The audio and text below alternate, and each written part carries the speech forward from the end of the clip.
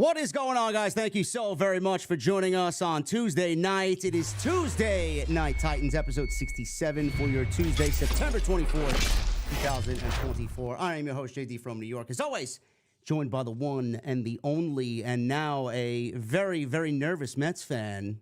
He has been for a while. Solid Monster. What's going on, brother?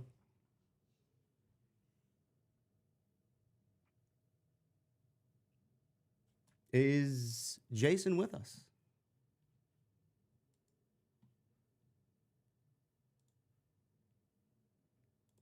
Are you here? I'm here. There he is. I knew there was going to be one problem. We got through the intro, and I knew there was going to be one problem, man. I couldn't hear anything, and I'm like, no. I hear it now. I hear it now. Don't be blaming your problems on me now. Anything goes wrong tonight, everybody needs to know it's his fault. You can blame him. Don't blame me. I already prepped this guy that was going to be a fucking problem. There was one problem tonight with this goddamn PC, man. Look, there you go. We got through the intro, and now we're here. It's Tuesday night. It's episode 67. I'm JD. That's the Solomon. So what's going on, brother? How you feeling?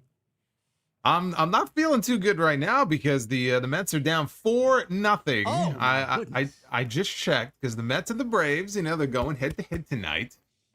Tuesday Night Titans. This is not the same Chipper Jones effect like we used to own you guys. It's the other way around nowadays. Yeah, but you know what? 2 years ago, the Braves swept the Mets. Okay, that division should have been ours. We had like a 10-game lead at some point, and somehow we let it slip away. So I'm not taking anything for granted here. But even if we just win one game in this series, it's a 3-game series. Win one game, we control our own destiny. What if you win 0 games? Shut the fuck up. Just shut up.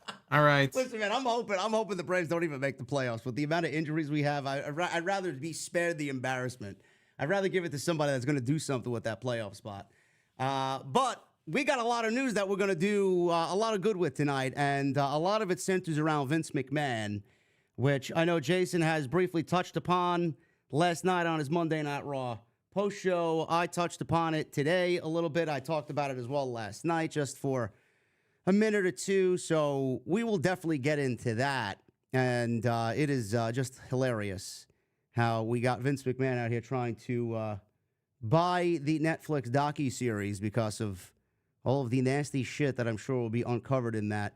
A double shovel burial is what they called it a couple of weeks ago. Conrad and his team called it a double shovel burial. How you feeling about this going into tomorrow, Jason? You excited about this thing? I don't think excited is the word. I would say I'm a little more optimistic than I was before. I set my expectations very low when I first heard about this.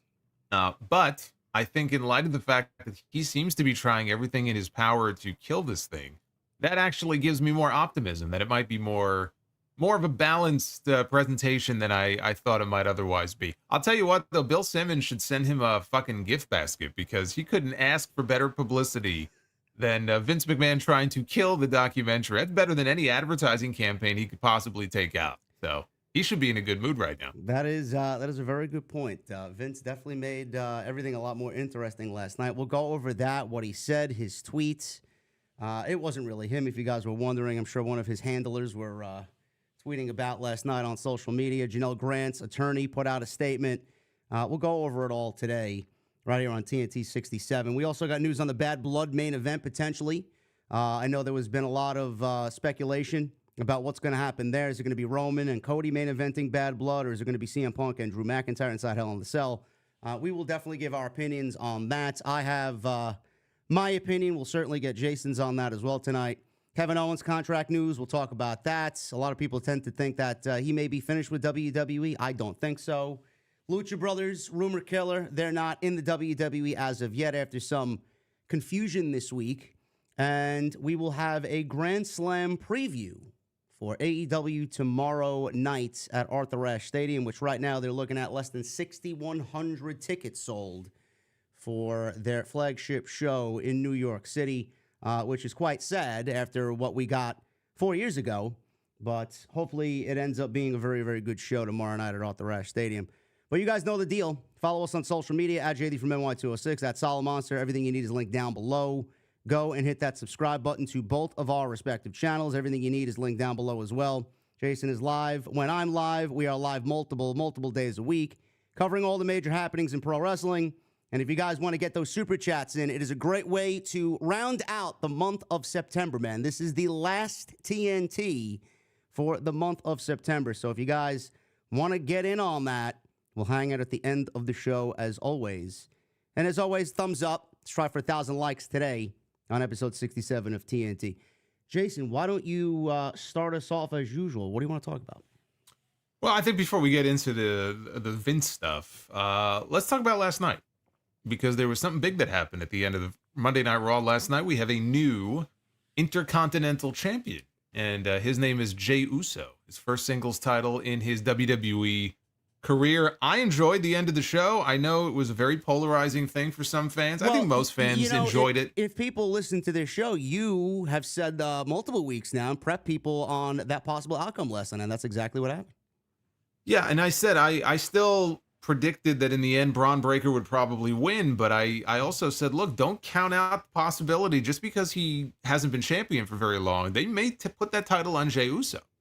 You know, normally in a situation like this, I would say, yeah, there's no chance, you know, that this other guy's going to win. Like Gunther, right? Do you think Gunther's going to lose the title to Sami Zayn? No.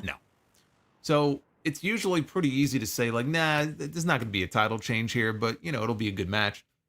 And I wasn't saying that here. I said there could very well end up being a title change. And if it happens, it's going to be okay. You know, Braun Breaker is going to be just fine. But of course, you can't tell that to certain people. And there was the expected meltdown in some circles last night, which I guess we can get into. But I thought that it was one of those, you know, memorable endings to Raw. The only thing I wish is that they didn't have to rush off the air the way that they did, because they got no overrun. Yeah, they got no overrun on Monday. So Jay had to get out of the ring. He had to go into the crowd real quick. They shot off some pyro, and then boom, it was just off the air. And I even said last night, I hope they at least put something up on their YouTube channel, which they did.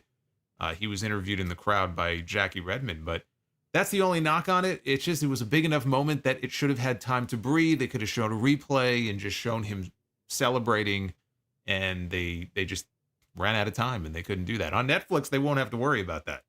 Looking forward to that. Yes, that was my biggest criticism of the match. I felt like something was going to happen, especially after that first near fall, and it was a very close one. And then we got Braun Breaker in the match. The story was that he was very cocky, very arrogant. So they really kind of set you up for him kind of beating himself last night in that match with Jey Uso. And when we finally got the outcome, I thought the outcome was very fun. I thought it was very impactful.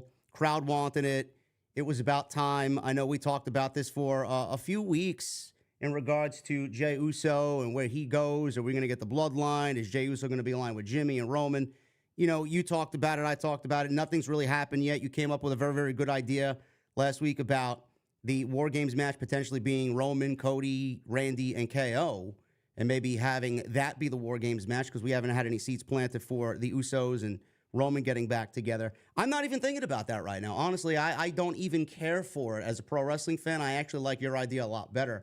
But as far as him winning the championship, I wouldn't have done the decision last night if I had the pen. I probably would have kept the title on Braun Breaker. But it's one of those where I watched it play out in real time, and I had no problem with it actually happening because it was such a great moment. You can't help but feel proud of Jey Uso and happy for him because of what he's been through, kind of going out on his own and becoming his own man, his own superstar. That's a tough thing to do, leaving the Usos, where you've been a tag team wrestler all your life, living in the shadow of Roman Reigns, and you're not going to be, you know, the guy in that family. That's obviously, Roman. Well, but look at what he's done now. He's legit.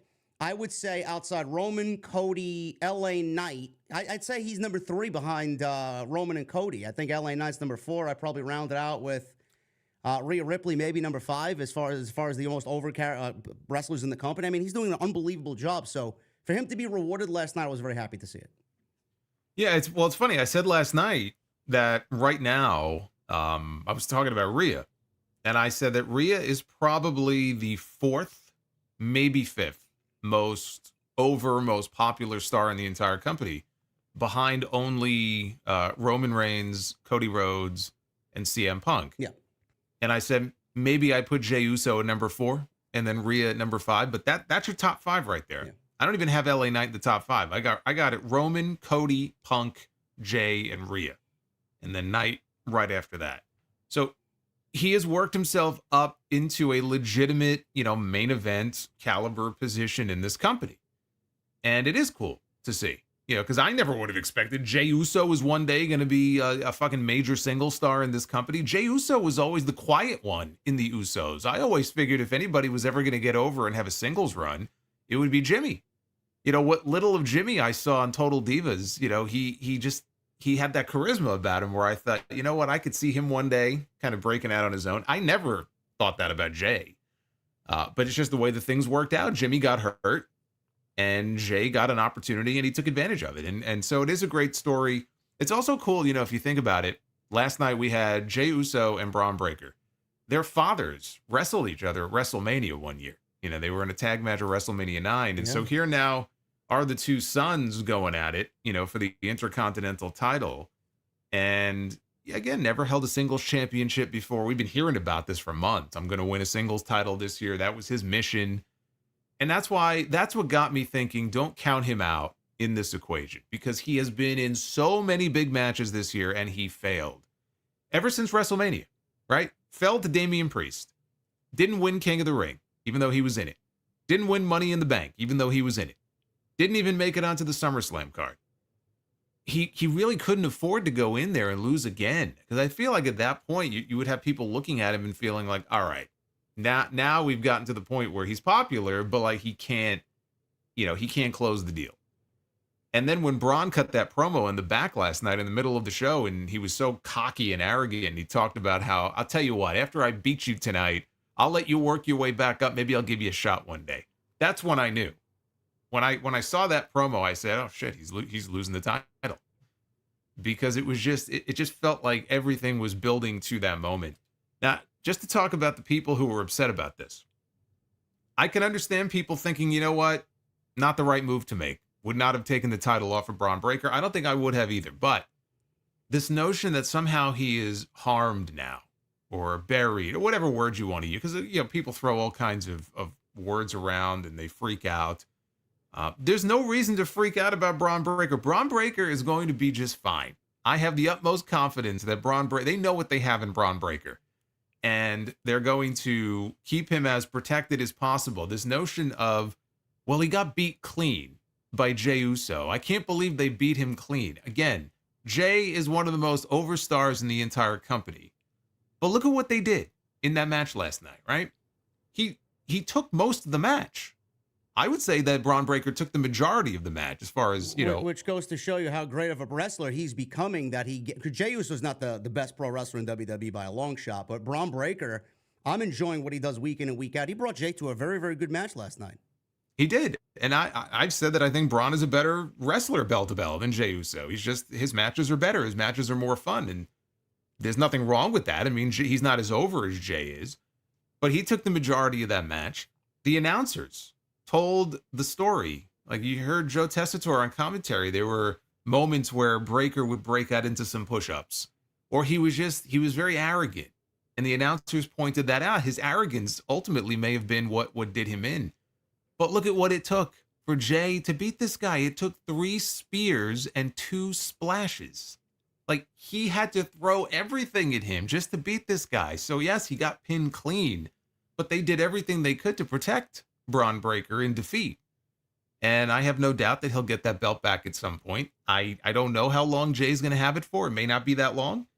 I pointed out last night, his father was Intercontinental Champion once for like 17 days.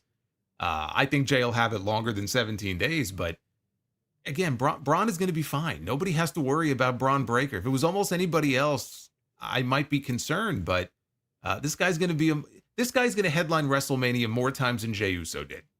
All right, put it that way. Jey Uso has 1 WrestleMania main event. Braun Breaker's going to have many more than 1. I'm really not. He's going to win every major championship this company has. I don't know what people worry about. I mean, you guys should have learned your lesson already. If you complained about this same thing when he beat. When Sami Zayn beat Braun Breaker. It's like, what the fuck? What are we doing? We went through this already. We went through this already in July, and people were freaking out when he lost at Money in the Bank. And I'm like, just patience. He's going to come out. He's going to murder this man. He murdered him. And then he went into SummerSlam. And I was actually disappointed because I thought, man, these two could have had a better match. but he beat him in 5 minutes. Yeah, they made up for it in the 2 out of 3 falls match, though. Yeah, but I'm saying, though, like, he went in there at SummerSlam, and this man who beat Gunther at WrestleMania, he beat him in 5 minutes flat. And nobody was thinking about the loss anymore, Money in the Bank. So, again, calm down. He's going to be fine. It's not the end of the world. I agree. I think everything that happened last night should have happened. How do you feel about the people that said, I was one of them, I'm not going to shy away from that, putting the belt on Braun Breaker to have him lose after one title defense and lose it to Jey Uso, and then eventually put the title back on Braun Breaker? What does this accomplish? A lot of people ask me, I said this last night on my stream, pro wrestling's about moments. A pro wrestling moment like that is something that if you see it and it's not going to happen in the immediate future, it's not going to be as big or as important, you go and strike while the iron is hot. I don't know when this moment would have happened for Jey Uso if it didn't happen last night. How do you feel about those people saying that, well, it doesn't really make sense if Jay's going to hold it for a month and only drop it back to Braun Breaker? It's all about the moment. What do you say to those people? I don't really see an issue with it. I don't think that everybody needs to have 9 months or 12 months as champion. So if you have a storyline reason why you want to do a title change and you're going to end up putting the belt back on the other person, as long as you have a path and you know where you're going with it and it's not just like an impulse thing where you just do it for the sake of doing it and there's no real sense of direction, I'm sure when it comes to these guys, especially the upper tier performers like a Jey Uso or any of the bloodline people, I'm sure that Paul Levesque has a direction for where he's going with it. So it doesn't bother me. We have had a lot of lengthy title reigns over the last few years, right? Roman Reigns, Rhea Ripley, Gunther.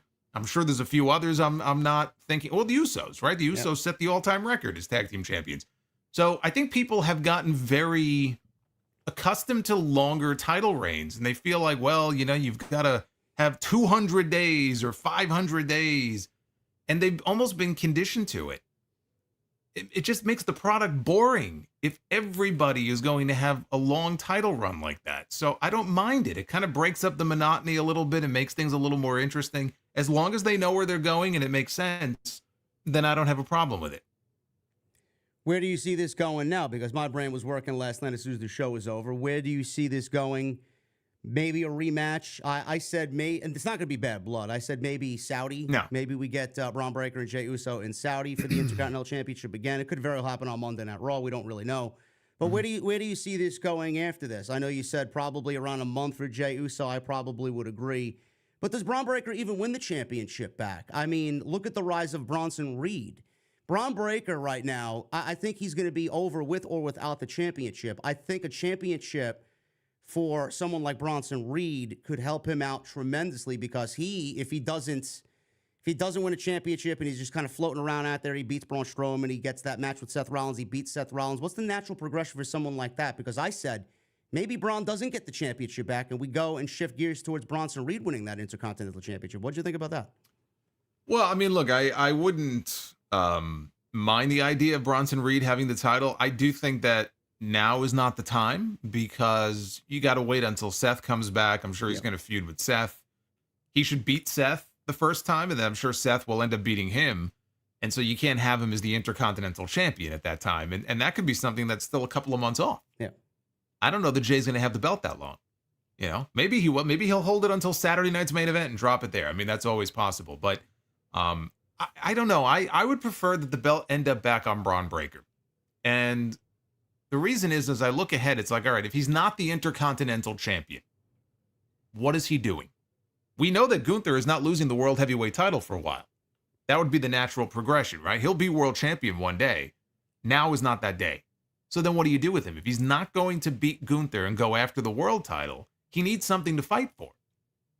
The Intercontinental title is what makes sense. Remember how angry he got that he wasn't in the tournament for it? That's why he started killing people, and he was, Adam Pearce had this whole like simmering feud going with him because he was so offended he wasn't, or maybe the King of the Ring I meant, but so those things, those accomplishments, they mean something to him, and he needs something to fight for.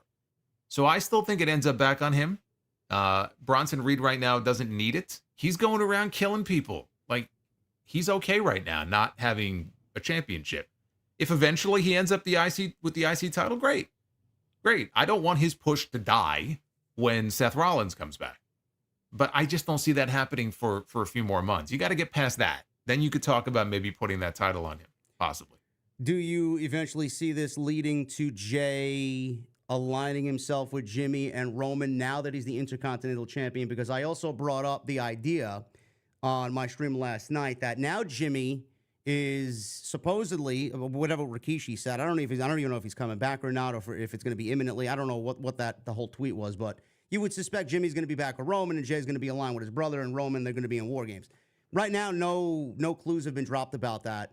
Jay is the only champion right now. Jimmy's incapacitated. Roman is doing his thing with Cody. He's looking for revenge. He's looking for the Ulafala. Does Solo and the Bloodline getting like his version of the Bloodline get involved now, because Solo's failed twice at Cody Rhodes at SummerSlam and in the steel cage match on SmackDown, failing to capture the WWE Championship? They're all brothers, Solo, Jimmy, and Jay. Do we get to a point where they now target, or the story now develops that they now target Jay and maybe cost him the championship, and then that's how we get Jay back aligned with Roman and eventually Jimmy coming back and Paul Heyman, and then that leads to War Games? Did you give any thought about that happening? I mean, I have. You would, again, there would have to be something said to trigger them, to give them a reason to suddenly come after Jay. Everyone's trying to come up with different theories. How do we work the Bloodline back in there? People thought that they were going to cost him the match last night. Yeah. And I said, that doesn't make any sense. Why? You know, sometimes people don't stop and ask the question, why? So that wouldn't have made any sense. There's been no mention of the Bloodline by Jay. He hasn't put them down. He hasn't referenced them. It would have made more sense if Finn Balor cost them the match or something like that. Yeah, the Judgment Day, right. That would have made a lot more sense. So I think if you want to do that, you can do that. But it would have to be something Jay says in a promo. And they were talking about family, right? In the lead up to this. And Braun was like, I didn't need my family. I didn't even take the name. I did this all by myself. You're nothing without your family. All it takes is one comment from Jey Uso. And maybe he says, you know, I did it without my family. I had to stand on my own 2 feet and do it. If he says something and that sets off the Bloodline, then yes, that could be kind of creaking the door open to that. But to just have them randomly attack him, I just think would be foolish. There's got to be a reason for it. Otherwise, it just feels like you're forcing it just to get to War Games. I agree. Yeah, it's gonna be a fun ride. That's all I could say. And right now, with Jay being the Intercontinental Champion, you might not like it. Braun Breaker's not buried. Jay is one of the most popular guys in the entire company, and I don't know how anybody watched that and just wasn't genuinely happy for his success. So that's that. Yeet. And I thought, I thought that was a great ending to Monday Night Raw. Shifting gears over to his potential love interest, Rhea Ripley. We got news coming out of the women's don't division. tell Rikishi that. Well, I mean, don't be spreading rumors now, JD. By the way, you know who was the most probably happiest person on the face of the earth last night? Who's that? Rikishi. Oh yeah, I mean now he's got nothing to complain about until next week. So. Oh no. What was now? Fill me in on this because I didn't hear the clip, but I did see some of the stories going around. Did he make a comment the other day about Jacob Fatu that he is being pushed too quickly? Yes. Now, was I missing some weird context to this? I didn't listen to the actual clip. I just read the transcript. But that was the gist of what he said. Jacob Fatu is being pushed too quickly on WWE television. Really? Okay, so I'm blown away by this. And my first thought when I heard that was, is it just because he's not his son? If it was his son, I don't know if he'd be making those comments. But like, Jacob Fatu hasn't even had, I don't believe, he hasn't had a singles match yet, right? He's just been appearing with the Bloodline. So I don't know, like, you know, those tag team championships on SmackDown are just so fucking popular. Everybody wants them things, man. It's like, I think he's taking the Eric Bischoff route, honestly, but not hating on AEW. It's like making the most outlandish comments he can about the company that his sons work for. It's like, well, I was wondering, honestly, I was wondering the same thing because he got a lot of play when he went on that rant about Jay's booking. And, you know, everybody was talking about Rikishi's comments and they ran with it and there were news stories about it. And so maybe he got hip to how the whole, you know, wrestler turned podcaster game works. And he's like, oh, that got a lot of attention. Let's see what else we can talk about here. Of course, that's got to be it. He's not stupid. Yeah. But yes, Jey Uso, IC champion, Rhea Ripley, his potential love interest, whether his father likes it or not, on television anyway. Rhea Ripley and Liv Morgan will battle at Bad Blood for the Women's Championship. with Dominic Mysterio inside a shark cage. Now, apparently this was planned for months. This was not a creative decision that was made last night on the fly, on the whim. But I like this, and it opens up a plethora of possibilities. Now, I know that a lot of people are looking for Rhea to win this championship. I think we all knew this match was leading towards bad blood. It just fits the bill with the name of the show. But I don't think, Jason, that we end, especially after last night. I talked about this on my Raw post show as well. And I said word for word, if we end this, if we end Rhea and Liv now and Rhea wins that championship back, this presumably ends the feud. It's over. There's nothing more I want to see. And I said exactly what you said. What does Rhea do next? Yeah. Where does she go? That's my fear. My fear is she's going to fall into this donut hole between now and WrestleMania. I mean, look, remember when she had the title the first time? And I like Rhea, and she was dominant, and she had the title for a year. You could count on one hand, okay, and still have fingers left over, the number of really memorable matches that she had during that title run, right? I mean, it was kind of a bust, and it's not her fault. It's just that there's nothing terribly memorable that she had to work with during that run. I remember the match in Australia with Nia. Maybe that was the biggest thing. So, like, let's say she beats Liv, you now end this. What does she do between now and WrestleMania? I don't see any issue with dragging this out a little bit longer because I still feel like there's juice left in this. Honestly, when they announced the stipulation last night, my first thought was, okay, that just increased her chances of winning. Because they want you to think, oh, man, well, Dominic's going to be locked away in a cage. And by the way, I loved his reaction last night when they announced, I'm not going to go back. I can't go back. I can't go back. He's so fucking good at this. Well, he don't want to be locked up with Diddy. That's why. Well, that's, yeah, well, I can't say I blame the guy. Jeez. But I think if anything, it increased her chances of retaining that title. And I don't see any issue with dragging it out another month or two before Rhea finally beats her. You got Survivor Series coming up. You got Crown Jewel. You got Saturday night. Event, I said, you know? Yeah, Saturday night's main event. So come Royal Rumble season, I'm sure Rhea will be champion, but I just don't trust right now with the scene of the women's division as it is, such as it is, that there's really a whole lot else for Rhea to do until they get to whatever it is she's going to be doing at WrestleMania. Now, Dom can definitely still get involved. This is not the first time we've seen someone locked in a shark cage drop a pair of brass knuckles or some foreign object down below for said champion or challenger to use it on their opponent.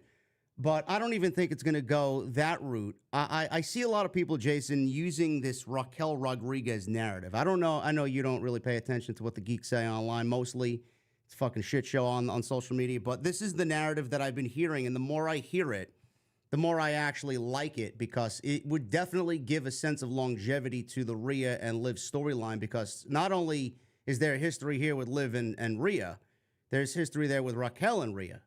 So do you see that potential? And there is rumors that she's ready to come back to television. She's very healthy from what she was dealing with as far as her illness and whatever she had going on there.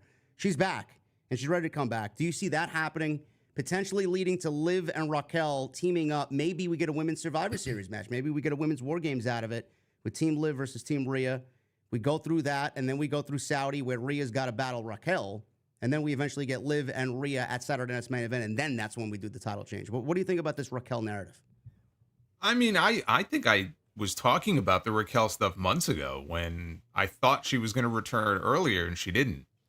But I was talking about that, I think, for SummerSlam, that maybe she would show up, because you just mentioned that there's history between Rhea and Liv, but also with Rhea and Raquel. There's history with Liv and Raquel. Yeah. They were tag team champions.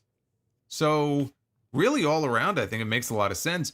You lead people to believe that Liv's secret weapon has been taken away from her, and he's hanging above the ring, and there's nothing he can do, right? He's trapped up there. Oh, shit. Liv's all by herself, and that's what they want you to think. And then all of a sudden, Raquel comes back, and Liv's got some muscle behind her. And like you said, it gives Rhea an obstacle in the meantime to have to overcome before she gets back to Liv. So if she's ready to come back, and I heard the same thing that you did. There was a report a few weeks ago that they were discussing creative internally to potentially bring her back soon. I'm down for it. I think that works. We'll see what happens there. I think that's the play. I don't see Rhea winning the championship back just yet, so it's going to be one of those situations where people will be upset at it in the moment and not understand why what they're watching is happening, and then we'll be on here saying, "Patience, people, patience. It's all about patience." Triple H knows what he's doing. Just trust the process. So that was the other big thing happening out of Monday Night Raw. Obviously, we got Bronson Reed and Braun Strowman, last Monster Standing match. That match is taking place next week. It will not be taking place at Bad Blood. I don't know what you saw, Jason, but I saw them tease potentially doing the superplex spot and breaking the ring last night. That was stopped. Do you see that happening next week in this last Monster Standing match? I hope not, just because it's been done already. Come on. I mean, it was nothing will ever be better than the original. And they've done it like at least once or twice, maybe twice, Yeah. right? They did it with Mark Henry and Big Show, I believe. And maybe they did it one other time. And it's like, all right, we've seen it done before. Like, come up with something different. I'd be a little disappointed. It would be a little lazy, I think, to go back to that spot again. The vignette that they filmed too, that CGI one where Braun that Strowman was was coming great. from the sea and Braun Strowman was knocking buildings down in the city. That was fantastic stuff. So. Godzilla and King Kong. I've been calling it that for weeks. It's like their version of Godzilla versus King Kong. And then I saw the video and I'm like, oh, that's badass. Like that's cool. You know what though? And I describe it as a side quest for Bronson Reed. And it turned out to be the best thing that he's done really up to this point in his WWE career. Because this all started out of the Seth Rollins angle they shot. And Rollins had to go away. So that's why they did it. And now this Braun Strowman thing, it's like a side quest until Seth is ready to come back. But look at what they've done over the last 3 or 4 weeks. Like, it's become one of the highlights of the show. It's like, oh shit, what are they going to do this week? What are they going to destroy this week?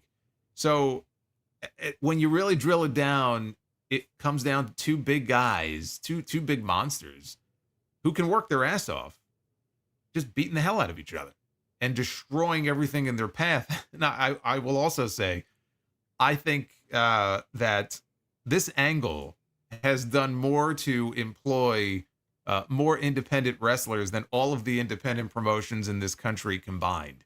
Because every week, look at all the security geeks that they trot out there who get tossed around and beaten up and thrown around by these two. They're getting their face on Raw every week. So they're loving it, I'm sure. But what did I say last week? I think we were talking about the potential stipulations for their match. And I had mentioned Last Man Standing. And I said that cage would make more sense because they're brawling everywhere. So a cage would contain them. But you can't do a cage because you're doing you're doing Hell in a Cell. I know, but would a cage? I'm saying, would a cage really contain them? Though I don't even know at this point. Probably not, but you could do a spot where they knock like the one panel of the cage over, and then they rumble out of the cage. So you could do it, but I didn't think that was going to be likely because you got Hell in a Cell coming up. Cody and Solo just had a cage match, so I said Last Man Standing. So instead, they're calling it Last Monster Standing. But it's the stipulation that makes sense. You protect them because whoever loses, which should be Braun, he doesn't have to get pinned.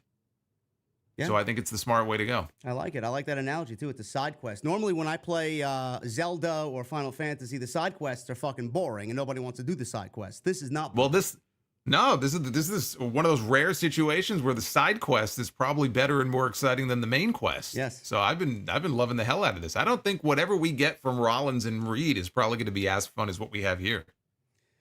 No, listen, Bronson Reed is one of the best things about Monday Night Raw. His rise to how hot he is right now has been a beautiful thing to watch because there was a lot of indifference towards him. The crowd didn't know how to react. We didn't really trust the process about him being pushed as a big level guy. Ever since that Seth Rollins spot, he's just turned the corner, and he's one of the best things about a 3-hour Monday Night Raw. So love it. I can't wait to see him and Rollins go at it, and I really hope for the best for him because he's really made strides to be one of the best things about Monday Night Raw. I'm sorry, Jessica. Well, just one more comment. I felt bad for him because, and that was a good reason why he missed it because he was having a kid, him and his wife. But if you remember, he had to miss that Australia show. He missed the Elimination Chamber earlier this year, which I'm sure he wanted to be on. And I was like, I felt bad for him, but now at least he's getting that push and he's finally getting a lot of FaceTime every week consistently. And he's getting over, right? The tsunami splash is over. Yeah. As soon as he starts climbing to the top, you could hear the crowd reacting to it. So I just hope they don't squander it. Once Rollins comes back and they kind of wrap that up, I just hope they have more in mind for him and they take advantage of it. It's one of those things where you got to take what has been given to you here, even if maybe this wasn't the original plan, but it's working. And so you want to make sure that you capitalize on that. You don't squander it. Other big things that happened on SmackDown. New Day and Kofi, depending on how you feel about that storyline. They lost to American Made.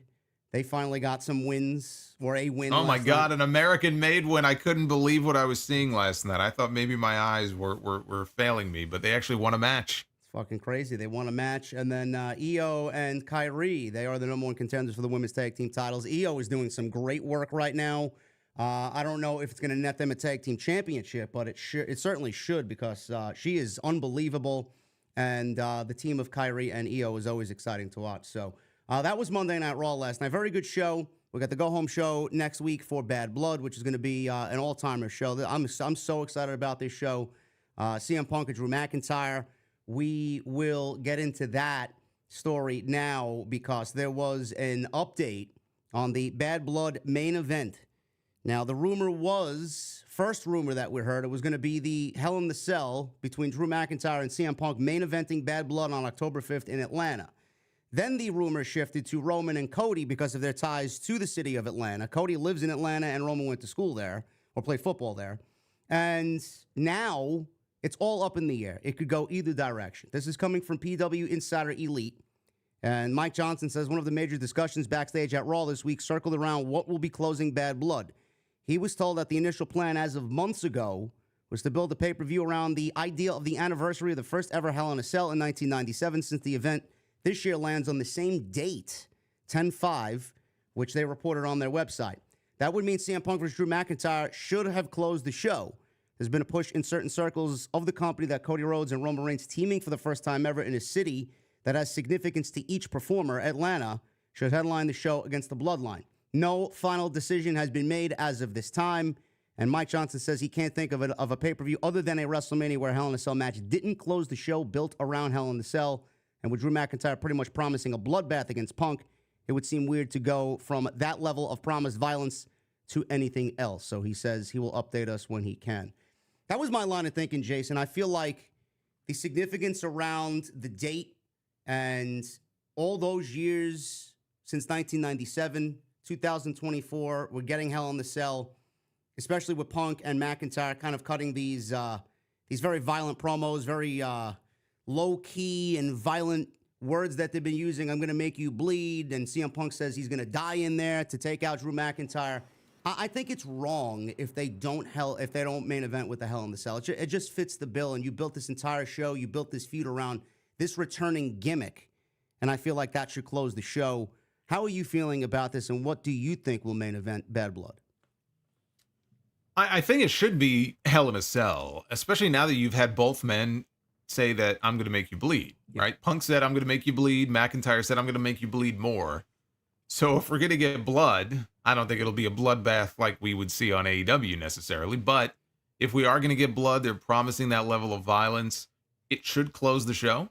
But if they're going to headline, maybe, now maybe not. Maybe they just headline on the star power of Roman and Cody.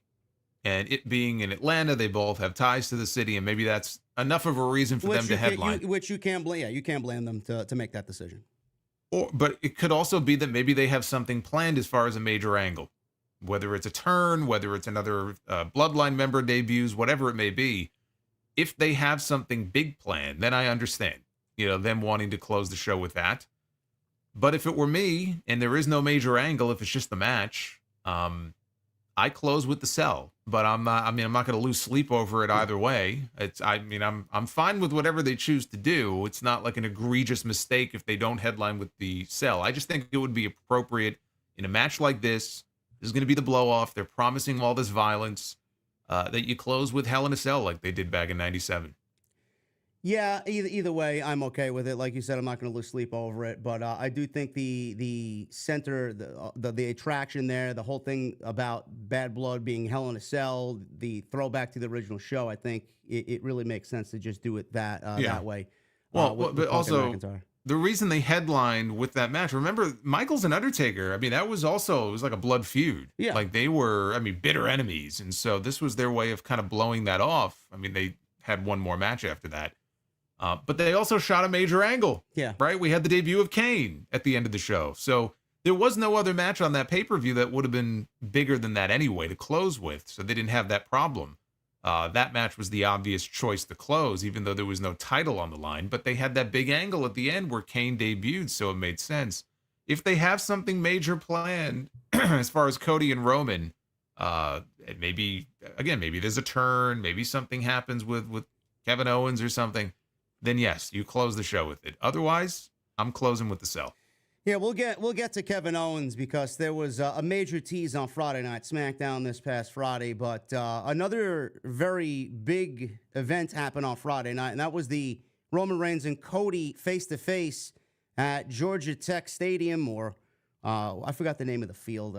It was at Georgia Tech University, and they met face-to-face at the 50-yard line. Big over-the-top production. Cody came out in a Mustang, and Roman Reigns came out with 7 SUVs trailing him, and he had a whole entourage with him.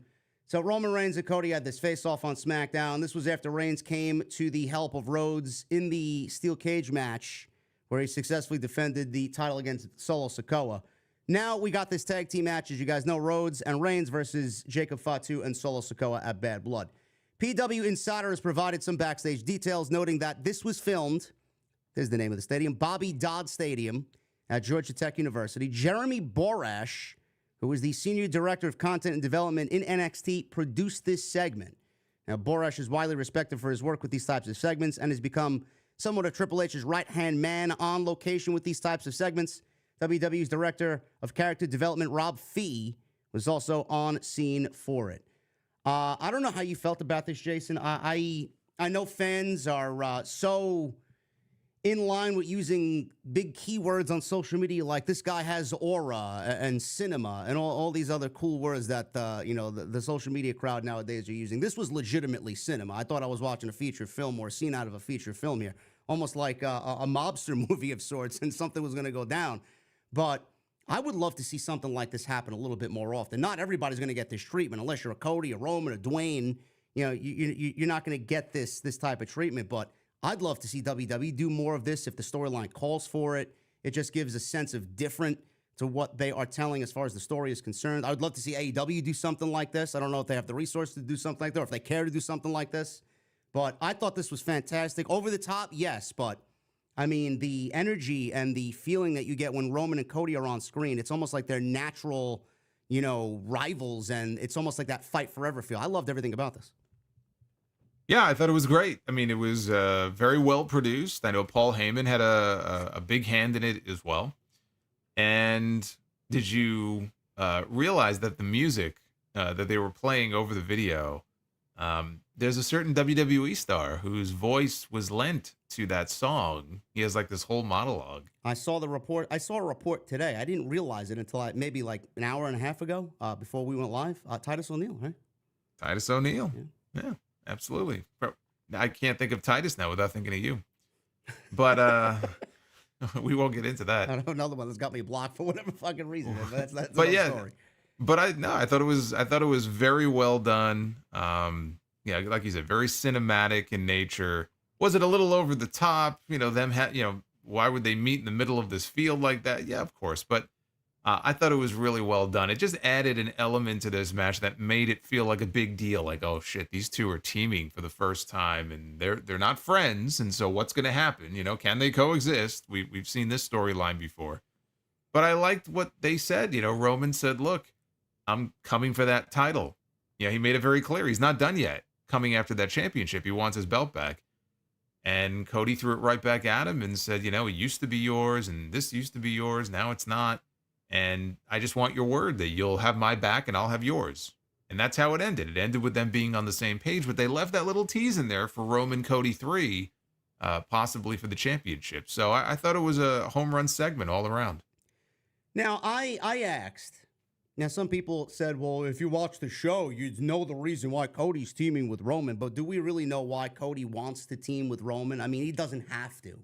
Cody just does these things because he's a nice guy. He's a trusting guy. He beat Solo. He retained the championship. He beat Solo twice. Once with the help of Roman, again with the help of Roman at SmackDown. He doesn't have any more bloodline business if he doesn't want it. He's proved his point. He's finished his story. He's beaten Solo. He's beaten Roman. He can go on and do whatever he needs to do and let Roman worry about the bloodline. Why is Cody teaming with Roman Reigns here to battle the bloodline? Is it because he wants to help Roman because Roman helped him? Because Cody recognizes that Roman is the real tribal chief and he wants to help Roman get his Ulafala back? What is the reason? I mean, Cody doesn't give a shit about the Ulafala. Give me a fucking break. Just to have you coined the phrase "dumb baby face syndrome." I think it's dumb of Cody to team with Roman when he doesn't have to. I said it was dumb when they did that whole segment where he signed the contract at the end of the show, because on that same show he said, "No, I'm not interested. I beat Solo. I'm done. That's a you problem. That's not a me problem." And then an hour later, he's in the ring signing the contract. I mean, I pointed that out that night that it was dumb. But there's one reason why they did what they did. And it doesn't excuse how dumb it was for him to suddenly change his mind. But there's one reason, because it's going to lead into his next feud. This is it right here. And we could talk about Kevin Owens right now and Randy Orton, because you watch that show on Friday and you think, okay, we're getting a Kevin Owens heel turn, right? It's obvious. Like he didn't have the chance to explain to everybody like he had planned to how he felt about that Roman and Cody face-off. He was about to, but then he got interrupted. So like they want you to think with the end of the show when he had the chair and he dropped it again, like, oh, it's coming. He's going to take his head off with it. But somebody in my comment section under the review I did on Friday actually made I thought it was a very interesting comment, and I'm starting to kind of fall into this category myself. What if what we're looking at here, it's not a Kevin Owens heel turn. That's a red herring. That's what they want you to think. It's a red herring to distract us from the real heel turn, which is coming, not from Kevin Owens, but from Randy Orton. Because Randy Orton was not on that show on Friday. He saw the segment. We don't know what his reaction is to it, but he has every right and every reason to be upset just as much as Kevin Owens, right? Because he also has had to deal with the bloodline. He stuck his neck out multiple times for Cody this year, and he got put through a table, and he got his ass kicked just like Owens has, and he lost 18 months of his career to these people. And now Cody Rhodes is standing side by side with Roman Reigns. So you have to imagine that Randy Orton is going to be just as upset, if not more so, than Kevin Owens. So either they both end up turning, or Owens doesn't. They just want you to think it's going to be him.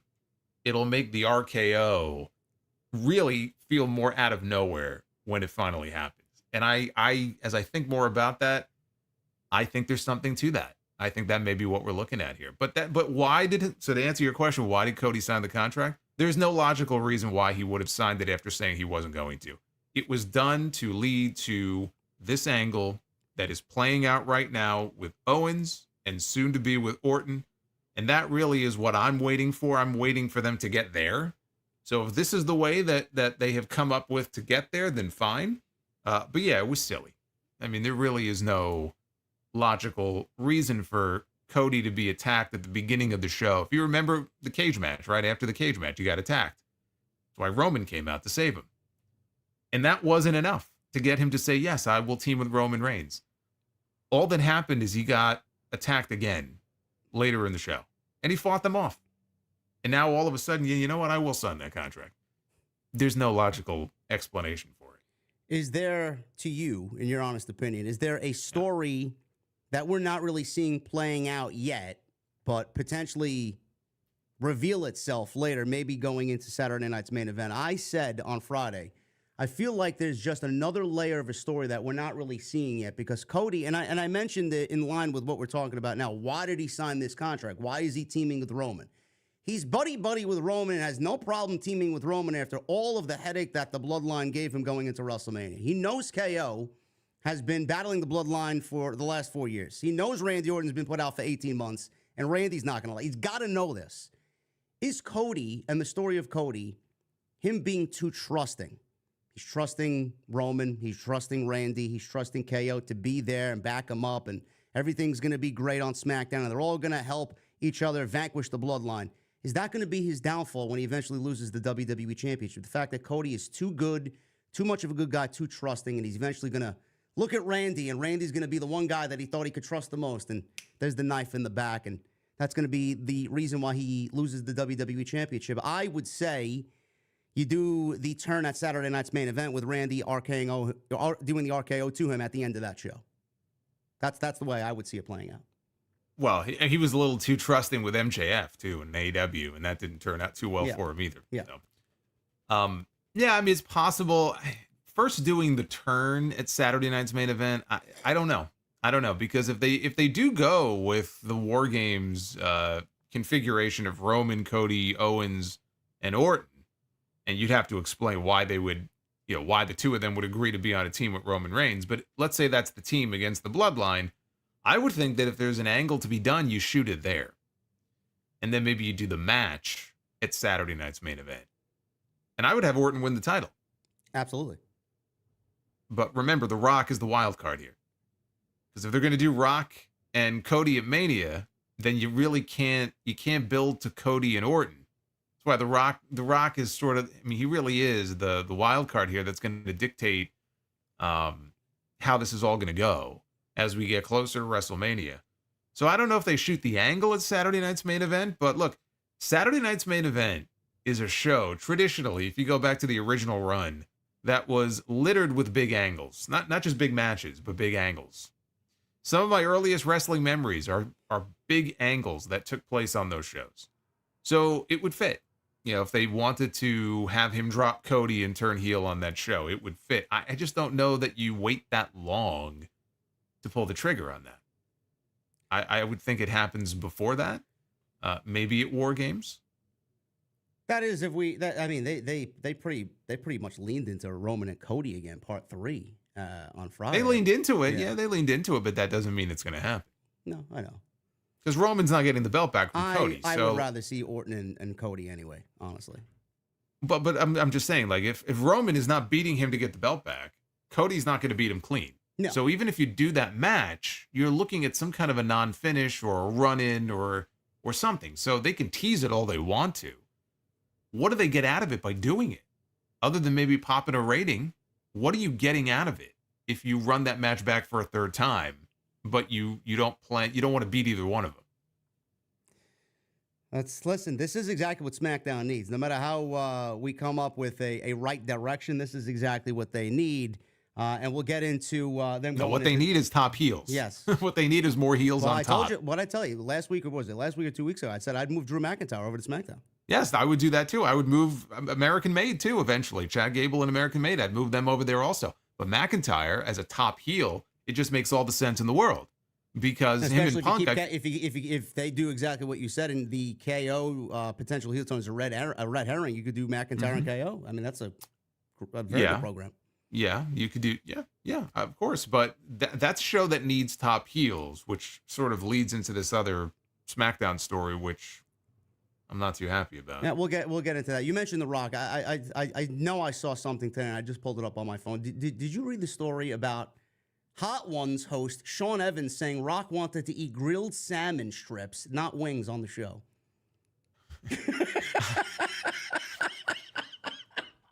I did not see that. He said, "Is he like one of these celebrities that you hear stories about? Like when they check into their hotel, they have to have like 7 mints ready for them on their pillow, and you have Skittles, but take out this color Skittle." Yes. Okay. They only drink a certain bottle of water. It's got to be from a certain mountain, fucking creek or whatever. Only drinks Terramana, right? Yeah, has to be Terramana. I mean, you guys thought the WrestleMania season build was fucking bad. Listen to this. He says, "We've been pitching The Rock, obviously, for years, and one time I got a note back that was like, would you be willing to do, instead of wings, grilled salmon strips?" And in my head, I was like, that had to come from his mouth. That's as close as we've gotten. And then his appearance fell through. And that's what he told Bloomberg News. He wanted to eat grilled salmon strips. Oh my God. Maybe it wasn't his cheat day. I don't fucking know. I mean, people were legitimately making excuses for him. The whole fucking show's built around hot wings. Grilled salmon. Well, I was gonna say, so would it be grilled salmon strips dipped in the hot sauce, or just no hot sauce? I would Just assume so. I would hope so. Otherwise, you're just having a fucking meal. That kind of defeats the purpose of the entire show. What a fucking prima donna Dwayne is. Oh my god! not- If you does he not have- thought that WrestleMania season was bad, I'm expecting just equally as worse this year. If that's the case, holy shit! So the final boss is afraid of wings. He has to eat grilled salmon strips. Is he allergic to chicken? I don't know. Very weird. He's allergic to something. I don't know if it's chicken you know or what what. we're allergic to? 3-hour programs, even though Raw has been very good lately. SmackDown moving to 3 hours in January. This is coming from the great duo over at WrestleVotes. Love WrestleVotes. This is coming from their Patreon, WrestleVotes Radio, which they just launched. I would highly advise you guys go and support them. Good dudes over there. They say, and I quote, before we move off to SmackDown, or off of SmackDown, our first real WrestleVotes tidbit here is, as we get going on this backstage pass regarding SmackDown, is we have learned that starting January 3 in 2025, SmackDown will indeed shift to 3 hours. The other big news here is that there are rumors that once the show ends, it will be available on Netflix, which we haven't heard anywhere else. Those are the internal talkings right now. And that's probably the day after SmackDown will be available on Netflix. But the real nugget here is that starting January 3, the show will be 3 hours. It was added that the plan for SmackDown to move to 2 hours, again, will happen in June 2025. Nobody obviously has confirmed this news as of yet. Which, the first question I thought of, Jason, when I heard this and read this transcript here from WrestleVotes is, if they are moving to 3 hours and then eventually moving back to 2 hours, why are we moving to 3 hours to begin with? So I know that they probably, USA wants 3 hours. WWE, I read today, wants more money out of it, so nothing is really confirmed. I don't know how much money USA Network is willing to give them for a third hour. The ratings have not been the same, obviously, compared to Fox. They've been much lower on USA Network. A third hour is only going to make that lower than what they're coming in at now. But I think everybody's real takeaway from this is something needs to happen to offset this move to make it make sense. There needs to be a supplemental draft of sorts, potentially. There needs to be trades, some NXT call-ups, something along the lines where Adam Pearce and Nick Aldis get involved and we get more depth on SmackDown, because I think the one big issue here is that SmackDown for a 3-hour show has absolutely zero depth to go that far, and I think it's going to fucking be a very, very long winter if that's the case. So I think that's the one big issue here. What other issues present itself here with SmackDown moving to 3 hours? Oh, other than me going to bed an hour later each night. I mean that. Yes, I'm right there with you. That's the first one that jumps out of me. And also asking people who want to watch the shows live to commit to 3 hours on their Friday night every week, assuming the show is staying on Fridays, which we haven't heard anything to the contrary. So Friday night is not necessarily the best night to begin with. Now you're asking people to commit to 3 hours on Monday and 3 hours on Friday every single week, and that's a big ask. And that's to say nothing of 2 hours of NXT on the CW. So that's one element to it that I personally am not a fan of. And I come at this from two perspectives.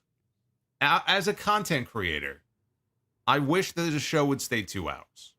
When the show goes 3 hours, it moves everything back. It is just a pain in my ass. And that might not be anything that you have to worry about. That's a me problem, but that's number one. But even if I didn't have to do that, okay, if I didn't have to do a show right after SmackDown goes off, I just don't believe that there is any professional wrestling television show that needs to be 3 hours on a weekly basis. If it is a special episode, fine. If it is a pay-per-view, fine. There is no need for any, and that includes Raw. And Raw has been a very good show on most weeks recently, but there is no need in my mind for a wrestling show to be 3 hours every single week. So, I tolerate it with Raw. SmackDown, one of the elements of SmackDown that I've enjoyed is that it's 2 hours. It's maintained the 2 hour format, which WWE has made work mostly for the last 25 years, right? NXT is 2 hours. SmackDown is 2 hours. That's the standard. 3 hours, it feels like 3 hours is kind of shifting to the norm. In a few years, NXT may be 3 hours for all we know. So it's a bigger commitment that you're asking from the fans. I think the fans who will enjoy it are probably the younger fans or the newer fans who just expect that the shows should be 3 hours. Like they only know of Raw being 3 hours. Because when WWE posted that tweet about Raw going back to 2 hours for a few months, and I was looking in the comments underneath their tweet, it was more negative than positive. Like, oh, why? Yeah. No. Raw has to be 3 hours. Yeah, and I'm like, and they attributed it to a lot of like, oh, this one's not going to get pushed. There's not going to be enough time for this talent. Not everybody's going to be used. It's like that was never an issue with us back in the day. We watched Black and Gold. I always use Black and Gold as an example. 2 hours. You didn't see Adam Cole on every fucking show. You didn't see Johnny Gargano on every show. He used his talent properly the way that they needed to. That would be the same thing now. You just have to adjust the formatting of the shows. But if you are a competent booker and you have a direction for people, even if you have an hour less to work with, and maybe you can't get everybody on the show every week, so maybe some people are only appearing every other week, I don't see an issue with that. It doesn't mean that you can't come up with stories for everybody, just like you're trying to do now, because that's a big Paul Levesque thing. He tries to come up with something for everybody to do on the show, which I think is great. Yep. I mean, I don't want to give him brownie points for it because that's his job. His job should be to come up with things for people to do instead of just paying them to sit in the back and do nothing. So, I mean, that's a good thing. But again, 2 hours, it worked. For years and years and years, it worked, and people got television time, and they got pushed, and there's no reason that you can't make a 2-hour television show work. Now, if it's the network saying that they want it to go 3 hours, or the network is going to pay them $50 million more, which I think is supposedly what they got when Raw moved to 3 hours, that extra hour was worth $50 million. Would you say no to $50 million if somebody waved it in your face? Well, Nick Khan would probably go back and say, no, we want $75-80 million this time around. Yeah, he's a shrewd businessman. Good for him. But I can understand why they would want to do it. But to me, it's just not necessary. So it sounds like it's a temporary thing, but it's an experiment. So if it does well ratings wise, it may be a permanent move. And if it doesn't really have any positive impact on the show one way or the other, then it may just be a temporary 6-month experiment, which is what I'm hoping it is. But this may be the reality going forward. This just may become the norm. And I really think that you're either somebody who has grown up a wrestling fan for a long time and remembers what it was like to have 2 hours every Monday night and every, I guess Thursday is when SmackDown used to be. And maybe the newer fans who just think that this is the way it's supposed to be. The main roster show should be 3 hours. The rosters are too big to have it be anything less. But I just think that's bullshit. If that's the excuse that you're using, well, they have no choice, right? There's just too many people. Well, then you got to do a better job with your roster management going forward. That's all. Spread people around. And like you said, they're going to have to, if they're going to do this. We've already addressed that they need heels on top. That's like their number one thing. If you're going to have this show expand, and I have not been a huge fan of SmackDown over the last couple of months. Nobody has. Yeah, it's been very inconsistent. You might get one show that's like, oh, that was really good. But a lot of these weeks, SmackDown, when you take out that main angle, right? And Andrade and Carmelo Hayes, they've been having some good matches. But it's really not that great of a show. I'm sorry, it's not. Like the key stuff tends to be really good, and the rest of the show is just kind of there. Now you want to expand it to 3 hours. Then you've got some work to do. And that includes the women as well. Now, they have women. They have enough women on the show. It's not like they need to add, 5 more. But they're going to have to come up with compelling things for them to do. And I do think also that there may have to be some NXT call-ups. There's a few people there's a few people right now that you can call up from NXT. It's not like that there aren't people ready to be called up. But, they're going to have to make some moves. Maybe it's not a supplemental draft. Why haven't we seen trades between the GMs since the draft in May? I don't know. Where are the trades? Instance with Austin Theory and Grayson Waller coming over to Monday Night Raw to do something. For one night. The fuck they did. Yeah, one night. Yeah. For one night. No, they got him for one night. And by the way, what did they get in return? What did Adam Pearce or Nick Aldis get in return for that? We never found out. A Starbucks gift card. I don't know. They got an IOU. Yeah, basically. So I just don't understand. It's not like we haven't seen interaction with the GMs. And I'm not saying that trade should be, a constant every week thing, but to not take advantage of that and just, move people around, and AJ Styles, maybe move him from Friday to Monday, and McIntyre coming out of Bad Blood. Maybe he goes from Monday to Friday. We're going to have to see more of that because that SmackDown roster is going to need a lot of help. Yeah, we don't know what's going to happen with the roster. There's going to be a lot of reshuffling in the next 3 months. I mean, with all the rumors, the Lucha Brothers coming in, Motor City Machine Guns coming in, Ricky Starks coming in, AJ Styles hasn't been on television. He's been off television for a few months now. Nobody knows what's going to happen, what the rosters are going to look like. Roxanne's definitely ready for a call-up. So we could be looking at, a vastly different roster if they want to reshuffle it a little bit with say trades or a supplemental draft. I even said that this could be the perfect opportunity. Like Jason said, the women's division on both shows, honestly, outside Rhea and Liv, nothing's happening on Monday night. You got Bianca and Jade over there on Monday night. They're not even really helping anything with those tag team titles. SmackDown's women's division, I can't really tell you outside. I love Tiffany Stratton, but she hasn't really done anything. I feel like Nia Jax is bringing her down until she cashes that briefcase in. Nothing's happening over there. This could they'll get Charlotte back soon. Yeah, and that'll help. Well, I mean, as far as getting another, but my liking of the show, sure. Well, be that as it may, they're going to get another big name back in that division, and that probably will be in the next couple of months, I would imagine. So that will help.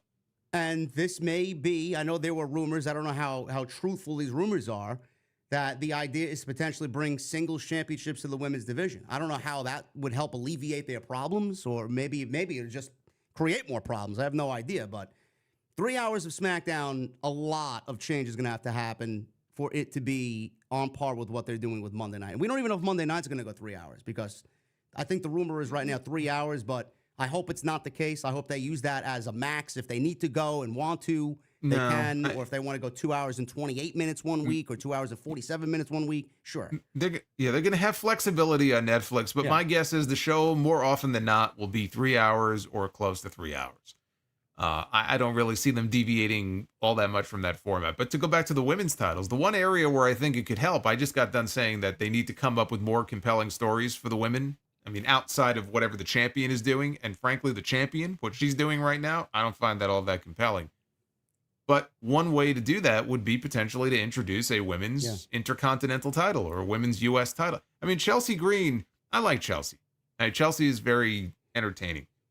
But she's dressed up as Duke the Dumpster Drozy on SmackDown the other week, and she's getting ready to have a dumpster match with Michin. Not this week, but next week. Wouldn't it be better if she had something to actually fight for instead of being dressed up like a sanitation worker, and she could be competing for a women's mid-card title? Now they have something to fight for. So I could see that being a benefit to where it might give the women something to strive for, or some story that they can come up with for them instead of just some random nonsense that nobody cares about. Maybe we also get those tag team titles on the men's side kind of consolidated into one title. I don't know. If someone's listening over there, please. Well, I think that's a pipe dream, for fucking 8 years now. Yeah. But yeah, that's the going rumor. We don't really know what's going to happen. Nothing's official yet, so we will obviously keep you guys in the loop on that. Kevin Owens, let's shift gears back to Kevin Owens. There was a news report that went out from Fightful, and they put it on Patreon. WWE contract update regarding Kevin Owens and AEW's interest, because he has a contract coming up in January of 2025. Now, Fightful is confirming a PW Insider report this week that WWE had approached a number of talent about re-signing ahead of their new deals, or their deals expiring. They want to sign them to new deals. This method is a far cry from what we've seen throughout a good part of the year. In one case, Damian Priest's deal was set to expire right around the time he renewed. Specifically, WWE sources told Fightful that Kevin Owens has been approached for a new contract. They were told that Owens has not signed a new deal as of yet, but communication has been made. His contract is expected to be up at the end of the year. Those that we spoke to in AEW said that the company has long had major interest in bringing Owens in when and if he's available. They're expected to make him an offer if he reaches free agency. Now, WWE signed Sheamus, McIntyre, Rollins, Natalya, Humberto, Angel, Cedric, Nikki, amongst others, Charlotte, Bayley. They signed a whole slew of talent and are keeping their core locked down for years to come. Jason, I know this story caught a little bit of fire, and, you got the AEW side wanting him to go over there, and, you got the tribalism just running rampant with the story like this. Kevin Owens, I think at one point or another, correct me if I'm wrong, said that he wants to retire in WWE. Now, I don't know. That could change over the course of a few years. We don't know how he's feeling. But I know from what I remember, Kevin Owens was making upwards towards $3 million per year over the last 3 years of his contract.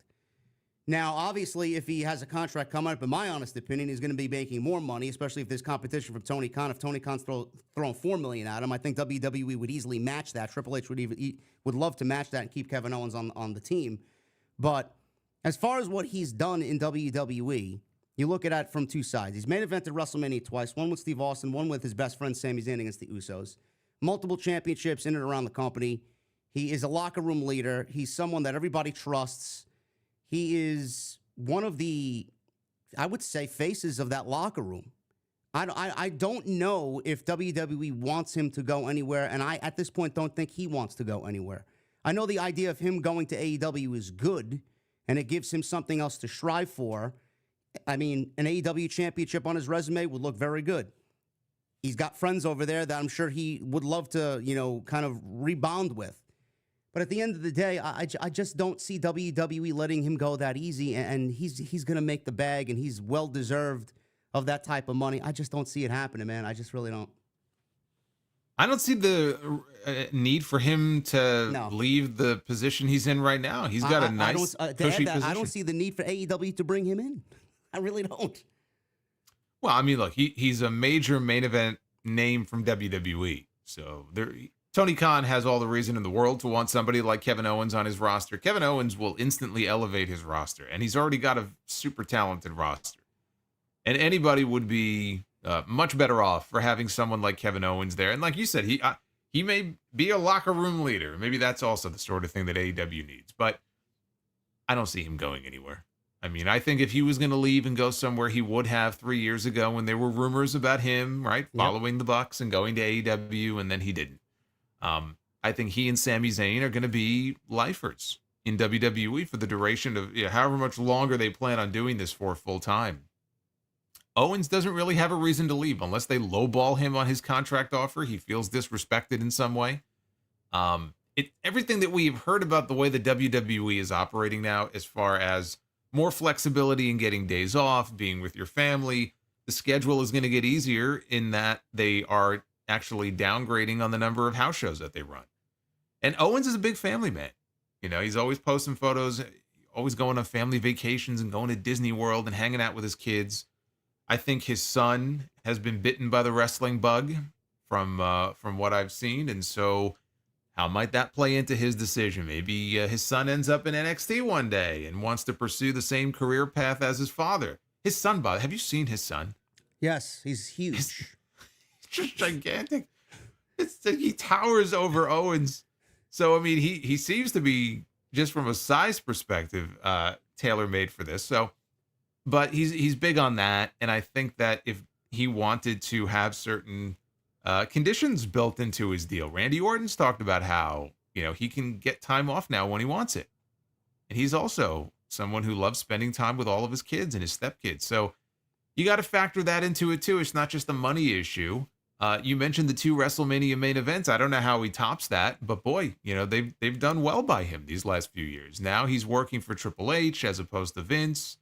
And Triple H is the one who brought him into NXT. Triple H is the one who recognized his value at a time, by the way, when, do you think if Vince McMahon saw Kevin Owens back in 2015 or 2016 that he would have said, oh, we need that guy in our roster? Zero chance. Zero chance. If they needed an extra to come in and do a job on a Monday night, they would have brought in Kevin Owens, okay? Triple H is the one who brought him in. Brought him in and Sammy and Balor.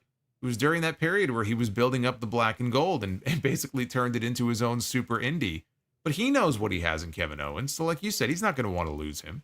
They're going to go the extra mile to hold on to him, just like they did Drew McIntyre, just like they did Sheamus.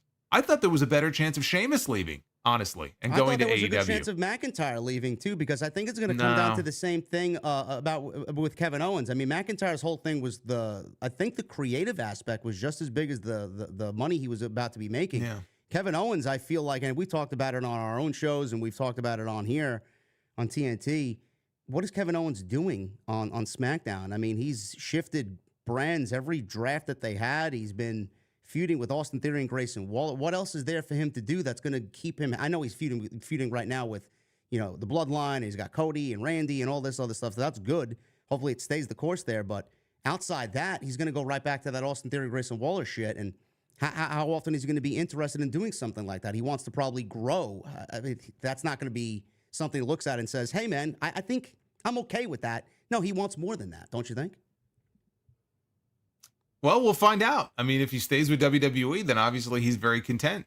And if he doesn't, then, or if we find out that he is going to wait until, his contract expires and then test free agency, I just don't, and again, I don't know what's going through his head. We don't know him personally. There's no inside knowledge of what he's thinking. We're just going based off of, he's done interviews before. He's talked because other contracts of his have come due and he's been interviewed. And so I feel like, and he's one of these guys also who I could see maybe he wants time off. Maybe when his deal comes up, he lets it expire. It's a Becky Lynch situation where he just wants to just take a breather for a little bit, but then they trust that he'll come back. People thought Becky's going to show up in AEW, and no, I never felt that way. And not just because her husband works for WWE. I just never felt like, why? She's got a good thing going here. It would just be a case of maybe she's bored and she just wants a different roster to work with. But I never felt that way about Becky. I don't feel that way about KO. I'm sick to death of him doing anything with Kevin Owens, with Grayson Waller and Austin Theory. I mean, it's to the point of just, high comedy at this point. Like, he just can't quit these two. So, yeah, I mean, they got to shake things up with him, and I'm sure he'll end up back on Raw probably in the next draft. He does bounce back and forth every single draft, and he's commented on that before. But I feel like just the lay of the land as it is now in WWE, all the stories that people tell who work there about how great the environment is and more open to different ideas, and it's just not as, I don't know, you used to hear these stories about people walking on eggshells and just scripts being ripped up. And it's like, who would want to work under those conditions? And it's not like that anymore. But I think that combined with all the things I talked about, scaling back on house shows, maybe that's something that is important to him to get more time off. And then being in the mix. He's always in the mix as far as, key angles and stories. He's in the mix right now, with the WWE champion. It's not like they've got him, buried low down on the card. He's involved in some pretty major storylines as we speak right now. So if he feels like that's going to continue and he has faith in the creative process, I don't think money is going to be an issue. I think they're going to pay him well, just like they did Drew. Yeah. Drew obviously got paid very well, and he signed that contract. And I think you definitely want to make Kevin Owens feel like he is wanted and respected and someone who is going to be welcomed into the family forevermore. You want to make sure that he feels that this is his home. And I think that there's just no reason for him to leave unless he feels creatively unfulfilled. Money, I don't think, Tony Khan maybe can throw a couple million more at him, but I think it comes down to that. If he's fulfilled, he's got no reason to leave. And if he just wants new people to work with, Will Ospreay and the Bucks and Okada, because there's a part of me that would be interested in seeing him in the ring with Kenny Omega. Sure. There's a part of me that would be interested in seeing him in there with Will Ospreay. Absolutely. Maybe it would breathe new life into him, right? We just don't know where his head is. Does he want to go back to that style again? Nobody knows. Yeah, he's getting older. Yeah. He's getting older. Does he want to go back to working a more physical, frankly, style? He probably would be able to bleed and do hardcore matches and all that kind of stuff in AEW that we see all the time. I don't know how important. Drivers galore. He could pile drive his heart to fucking full content. Bring back the package pile driver, which he's not allowed to do in WWE. I don't know. I mean, I think he may end up as an opponent, honestly, for John Cena at some point next year. So, but my gut right now, you asked me, what do I think is going to happen? I don't think he's going anywhere. No, I don't think he's going anywhere either. And a lot of that whole reshuffling of how WWE's operating business with the house shows kind of getting cut back. A lot of people are just kind of keeping that story and they're just flying it very low underneath the radar. That's going to be a big deal about potentially bringing in AEW talent that don't want to be there, or AEW talent, or any talent for that matter, that always kind of turned the other cheek to WWE because of how rigorous the schedule was. All of that is changing, which makes it a little bit more attractive to them. And WWE, yeah, they're doing it for their own reasons, but on the back end, that's going to make WWE a little bit more of an attractive place to be for people who were afraid once upon a time to even go there because of the work that they had to put in. So that's a huge deal that I don't think anybody really is making into a huge talking point. Mm-hmm. Yeah. I mean, I'm sure that scared some people away. Yeah. Over the years, the schedule, and AEW doesn't have house shows. So you just show up for TV, and beyond that, you book your own shots. And they got the same problem, but in reverse, though. They're not working enough. A lot of people want to work over there, and they're not getting the work to work. Yeah, and that's more of an issue, I feel like, for younger talents and less established talents. Someone like Owens, I mean, I think at this stage in his career, in his life, he can pretty much do what he wants, call his own shots. I don't know that he wants to be out there working every night. So again, my gut tells me he stays where he is. I don't really think there's a need for him to jump. But again, he's going to make that call as far as money, creative. Is he happy doing what he's doing right now? Does he feel like, there's just something missing in my career? I don't know. I'm missing that spark. I've been here for so long. He's been there for a decade, almost a decade now. So I don't know, but I think he ends up staying in WWE. We are going to get into the Vince McMahon talk in just a second. I want to check the chat here. We have over 2,200 in here. Thank you guys very much. We got 630 likes. I'd love to see that number reach at least, let's make a goal of 900 tonight. If we get to 900, that would be great. 1,000 would be fantastic, but if we get to 900, that's the goal. Super chats are open. Get them on in. Jason and I will hang out at the end of the show. It's a great way to support what we do here. And it is the last TNT of September, so let's make it count. And it is going to count tomorrow. It is Judgment Day for Vince McMahon as Netflix. Or I guess, he's got many Judgment Days coming, but this is the first of many, hopefully. Mr. McMahon is dropping on Netflix tonight actually, at 3:01 a.m. from what some people told me today. I will not be up at that time. I will watch it some point tomorrow. No, I will not be setting my alarm to wake up at 3 o'clock in the morning so I can watch Vince McMahon on my TV. Vince is not worth me losing sleep over. But before we get into the stories, Jason, I found this online before we actually went live tonight. There were a few reviews that came in about the Netflix docuseries, Mr. McMahon. They started to hit the online community. We got one from slashfilm.com here. It says, Vince McMahon's Netflix docuseries, Mr. McMahon, is loaded with self-incriminating statements straight from the horse's mouth. Men's Journal. The McMahon documentary failed to show us the true Vince McMahon, as promised, but that's mostly because the man himself isn't interested in showing it, despite all his whining that people don't really know him. Ooh. Paste Magazine says, Mr. McMahon Netflix new documentary series about Vince McMahon, who owned and oversaw WWE for over 40 years, fails to fully contend with the man's sordid legacy. And the Daily Beast, Mr. McMahon is a comprehensive portrait of the immensely successful and now disgraced WWE mogul, whose vision was matched by his alleged misconduct. Those are just some early reviews of the show, or the docuseries. Vince McMahon tweeted. Now, he didn't really tweet, but his handlers or his team tweeted. And well, before you mention the statement, so it was a statement attributed to Vince McMahon. It was in his voice. It was posted under his Twitter. And I find it very interesting because Vince doesn't tweet. And I think in the last couple of years, maybe he's had 3 tweets, including the one from yesterday, one of which was his retirement, right? Which was his greatest tweet ever. Oh, yeah. 77 years old. Time to retire, pal. Which lasted 6 months. Yes, all of 6 months.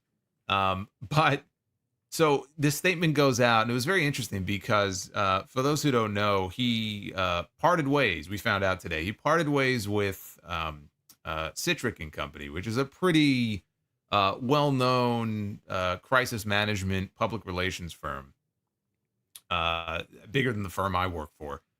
And so they started working with him back in April, and apparently they just parted ways. And they don't comment on why they're no longer working with their clients, but they parted ways.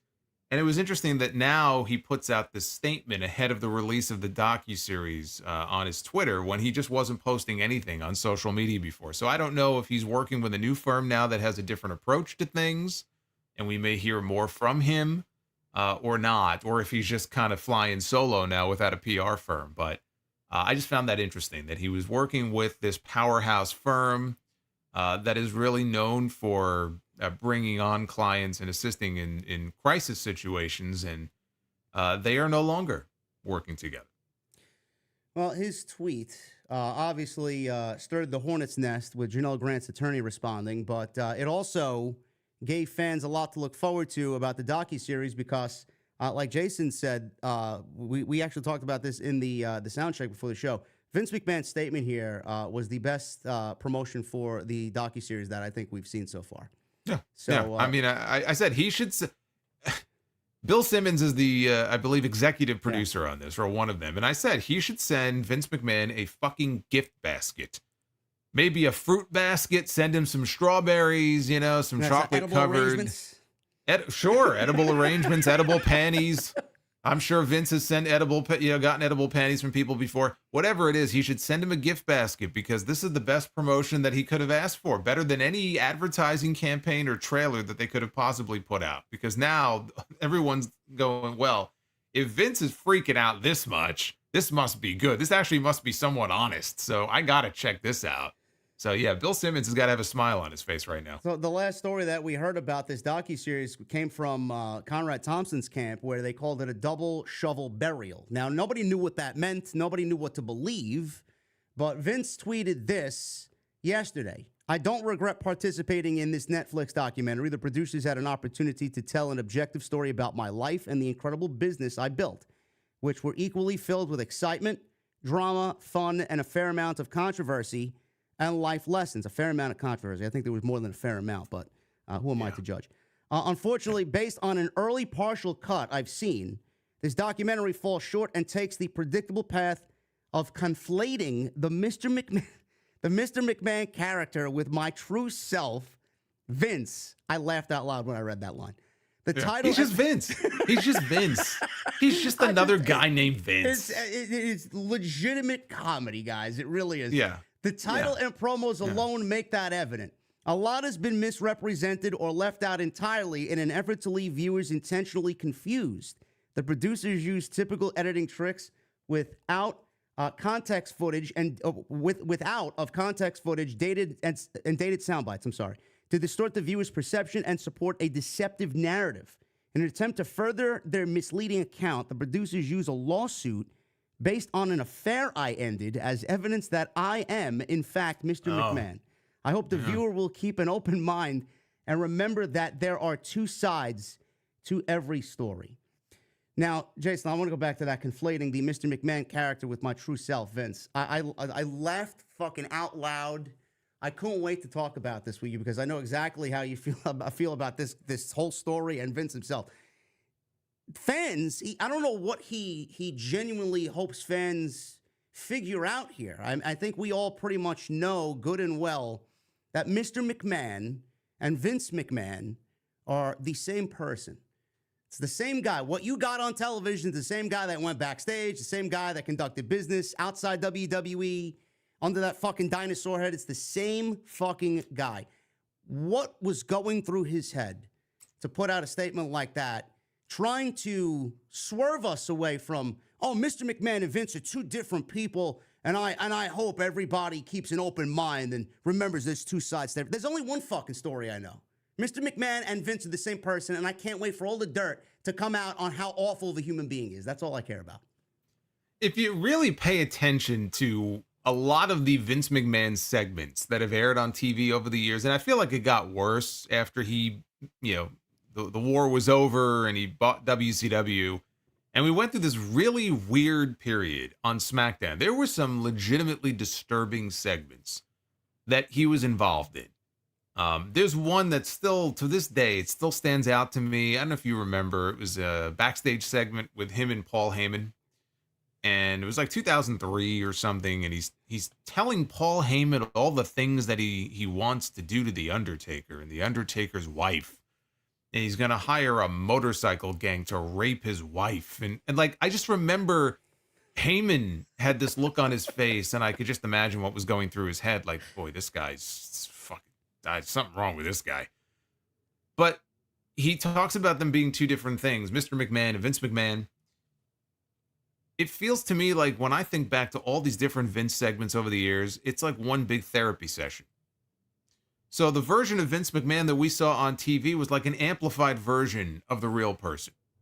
So this notion that, well, they're two totally separate entities is complete horseshit.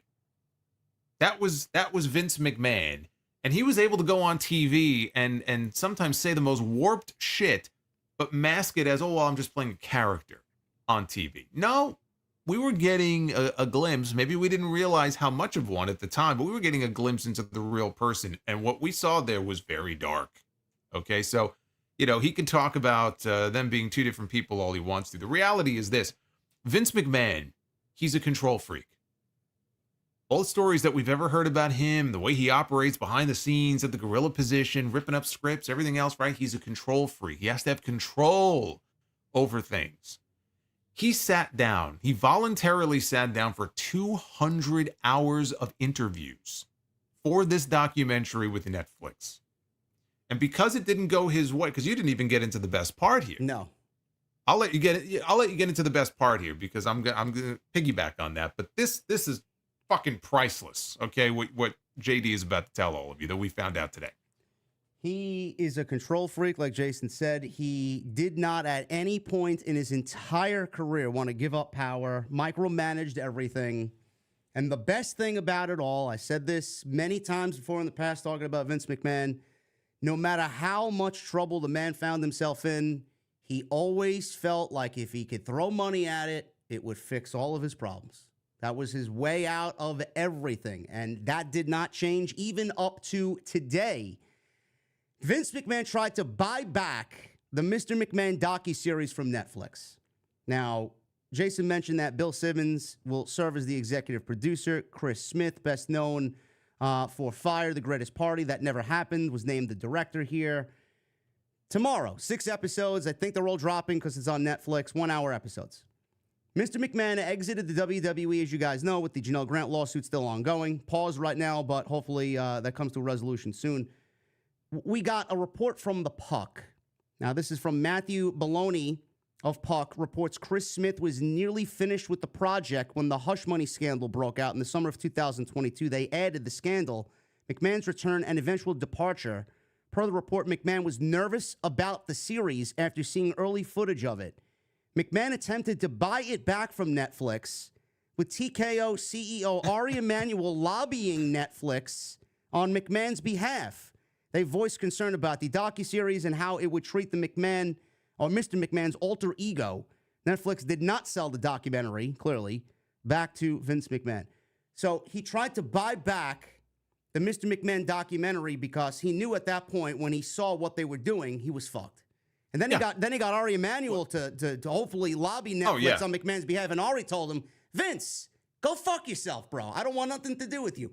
Jason, this was the most hilarious part of it all because, like I said and alluded to before, his money is no good anymore. His money solving problems is no good anymore. And from what we read here, double shovel burial, his tweet yesterday, and now the fact that he wanted to buy this back. What the fuck is this thing going to tell us? Because going in, I didn't really have any hopes. I thought this was going to be like, let's raise Vince McMahon up on the pedestal and highlight all the great he's done for the business and then maybe talk about some of the salacious stuff that he does. I think that we're going to get a lot more than we bargained for here, and I can't fucking wait for this thing. Yeah, so again, I'm amazed by this, but not, I guess, in a way. But he tried to buy the documentary away from Netflix so he could bury it. Okay, you know what this is? This is the classic catch and kill. He tried to pull a catch and kill, and Netflix basically, in so many words, told him to go fuck yourself. And you mentioned that Ari Emanuel said the same thing. The way I read that story was he went to Ari to try to get Ari to lobby on his behalf, and he did. And it didn't work. So fuck that guy too. But this is what control freaks do. He needs control over it, and he sees the cut. He doesn't like the narrative that they're portraying, so he wants to squash it so that nobody else can see it. He pulled this shit years ago. Remember the movie Pandemonium? Okay, they were going to do a biopic on his life. And they had a couple of directors attached to the project, and they were talking about, writing it and who can star as Vince. And I remember I talked about it on the Sound Off at the time. This is going back 7 years now. And I was like, I think Dustin Hoffman can play, he could probably pull off an older Vince McMahon. I remember talking about this. And funny enough, at the time when I talked about it, I said, I don't think this is a good idea. I think it would be better to do a miniseries on HBO or Netflix. So here we are. But he pulled the same shit on them because nothing came of it. And then a few years ago, they asked the directors, whatever happened to that Pandemonium project? And he was like, the director was like, yeah, Vince killed it. He initially supported it and was on board. And then whatever his reasons were, yeah, he killed it. So it's not happening now. So he's pulled this shit before. And good on Netflix for standing their ground and saying, no, you know what? Like you said, your money, we don't need your money. We're going to run this. And maybe Bill Simmons was like, don't you dare. Like, I don't know the politics of how all that worked out there. But, good on them. And this thing is going to run. And so what does it mean? It means there's going to be more truth in this thing, very likely, than maybe I was expecting.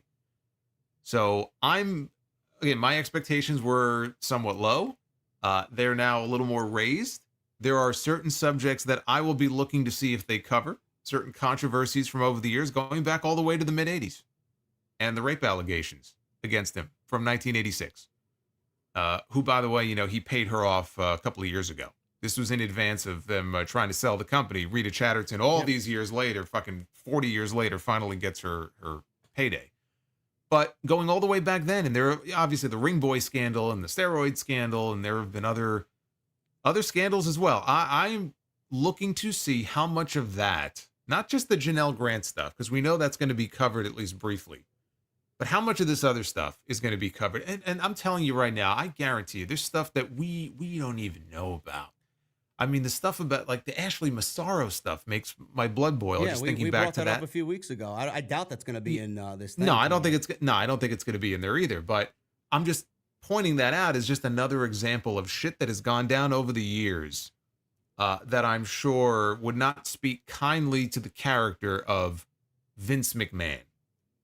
So what they're going to cover as far as that stuff goes is what I'm interested in. Obviously, he's upset because, it wasn't just about what a visionary he is, right? Taking wrestling out of smoky bars and taking it into big buildings, and he nationalized it and he changed the industry. Yes, he did all of those things, but all of those things does not excuse a lot of the negative shit that his name is attached to, whether it was stuff that he was directly involved in himself or stuff that maybe he turned a blind eye to that was going on in his company at that time in the late 80s and the early 90s. This is not what I would consider to be a good, decent human being. And that's what really kind of pissed me off about those comments last week when Mick Foley and Rikishi were at some kind of Comic-Con event and they were asked about Vince McMahon and the allegations against him.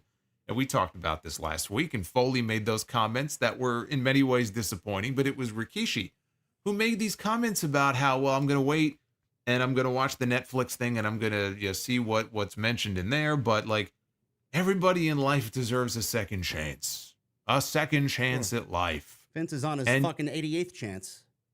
The guy's 80 fucking years old. Every year he's been on this fucking earth, he's been having a chance every year. The leopard ain't changing his spots at this point, Keish. Okay, that ain't happening. So like, I hear the comments like that, and they keep talking about, yeah, but Vince, he changed the end. This is what Rikishi just said last week. Vince, he changed the industry. Look at what he did. He made it so big, and everyone's making money. But again, that's what gets to me. It's about what this person has done for me and what this person has done for my family, while ignoring the fact that there may have been shit going on here that goes beyond you. It's not just about what Vince did for you and your family. I get it. And you're grateful to him for it. I'm not crapping on these old guys for that. I get it. But some of them make these comments where it's almost as if they make him out to be a victim here. And that's what really makes me sick. The idea that, well, Vince is the victim here. He's just such a great guy. Look what he did for all these people, in the wrestling business. So obviously what's in this documentary series, I'm sure, it's not just talking about what a great guy he is. and he doesn't want it to see the light of day, but he has no control over it. And it's something he's not used to. He's not used to not having control.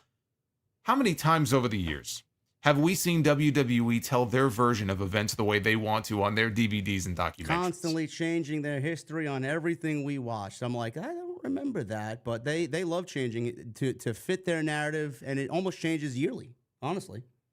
So now he's in a situation where he can't control the narrative, and he doesn't like that very much. Well, isn't that too fucking bad? Yeah.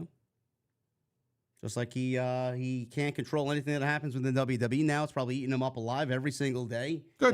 When he was there, he changed anything he wanted to fit what he wanted, and that can't happen anymore. And who does he have to blame for that? He's got nobody to blame but himself. Nothing. He's got nobody. Skeletor in the mirror when he looks in the mirror. That's who he can blame for all of his issues. That's it. It's nobody else's fault. He would very likely still be sitting at the gorilla position with a headset on every single week. These are mistakes of his own making. And it's amazing that this is what it took to finally take him down. But he's got nobody else to blame but himself. Does what we see tomorrow and whenever we get to fully engulf this thing, is whatever going to happen here going to directly affect what happens with the Janelle Grant lawsuit at all? Or no? How do you feel about that? No, I don't see how it affects the lawsuit. And there are people who are like, well, how come she didn't sit for an interview? Not realizing that it's on pause right now, but I don't know that it's in her interest to be doing interviews right now. You know, when you still have this litigation pending.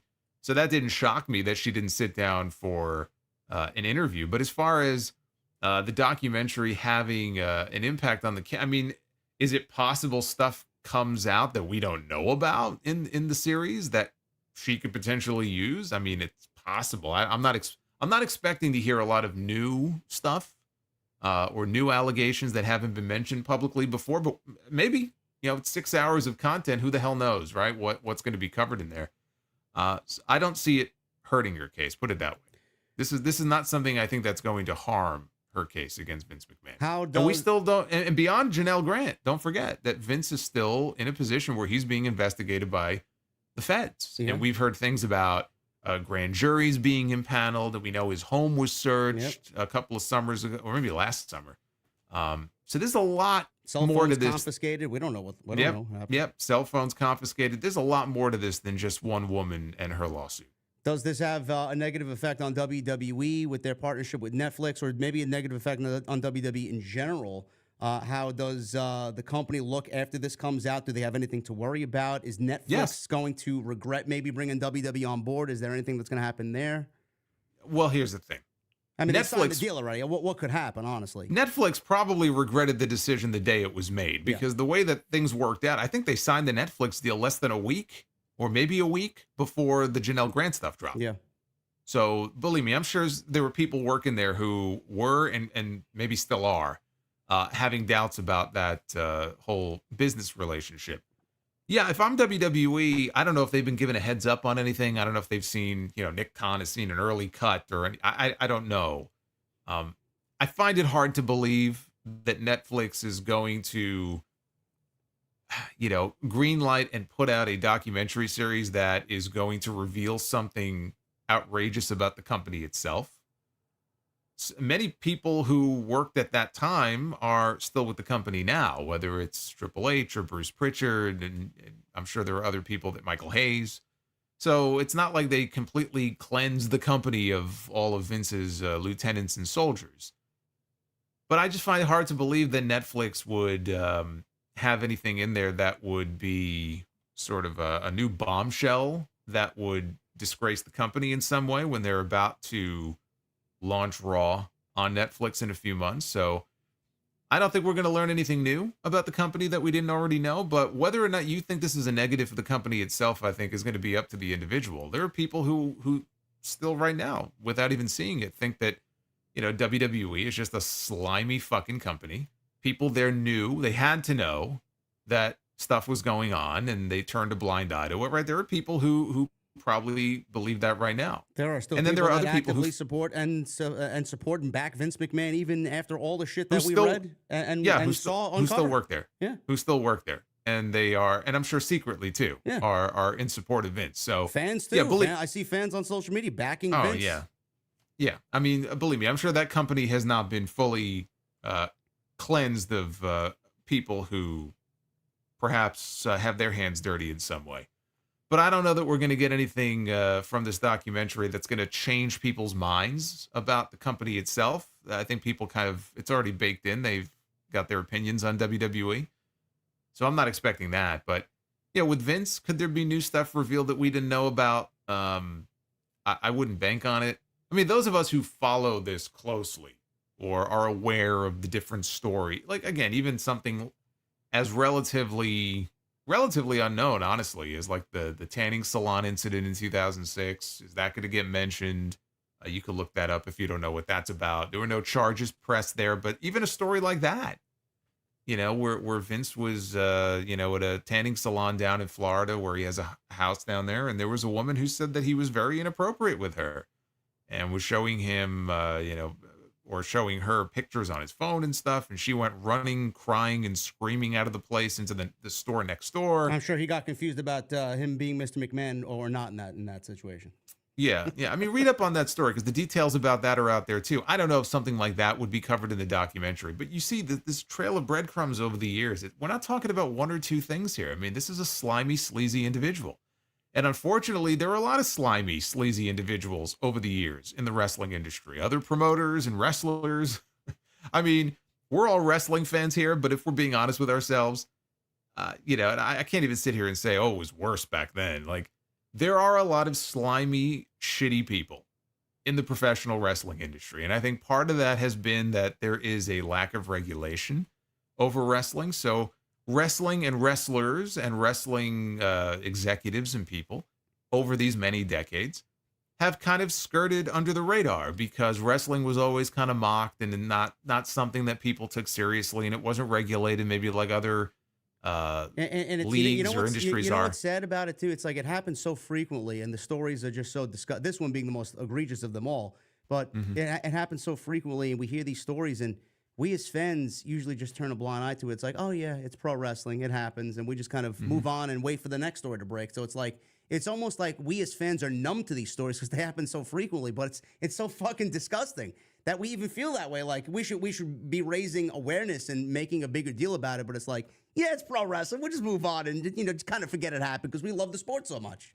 Well, and also, remember the Me Too stuff in 2020, and that countless stories there, both from some major promotions and the independents. So, I mean, there's a lot of slimy shit that goes on. I'm not trying to say Vince McMahon is the only one, but Vince McMahon is the most visible of them all. He was the most powerful. He was, he was the guy. He was the emperor. He is the one that brought wrestling kind of into the mainstream that we know it to be today. And he'll get credit for that. But in addition to the credit that he gets for transforming the industry, he also now is forever stained. His name is forever tainted. And he has nobody to blame for that but himself.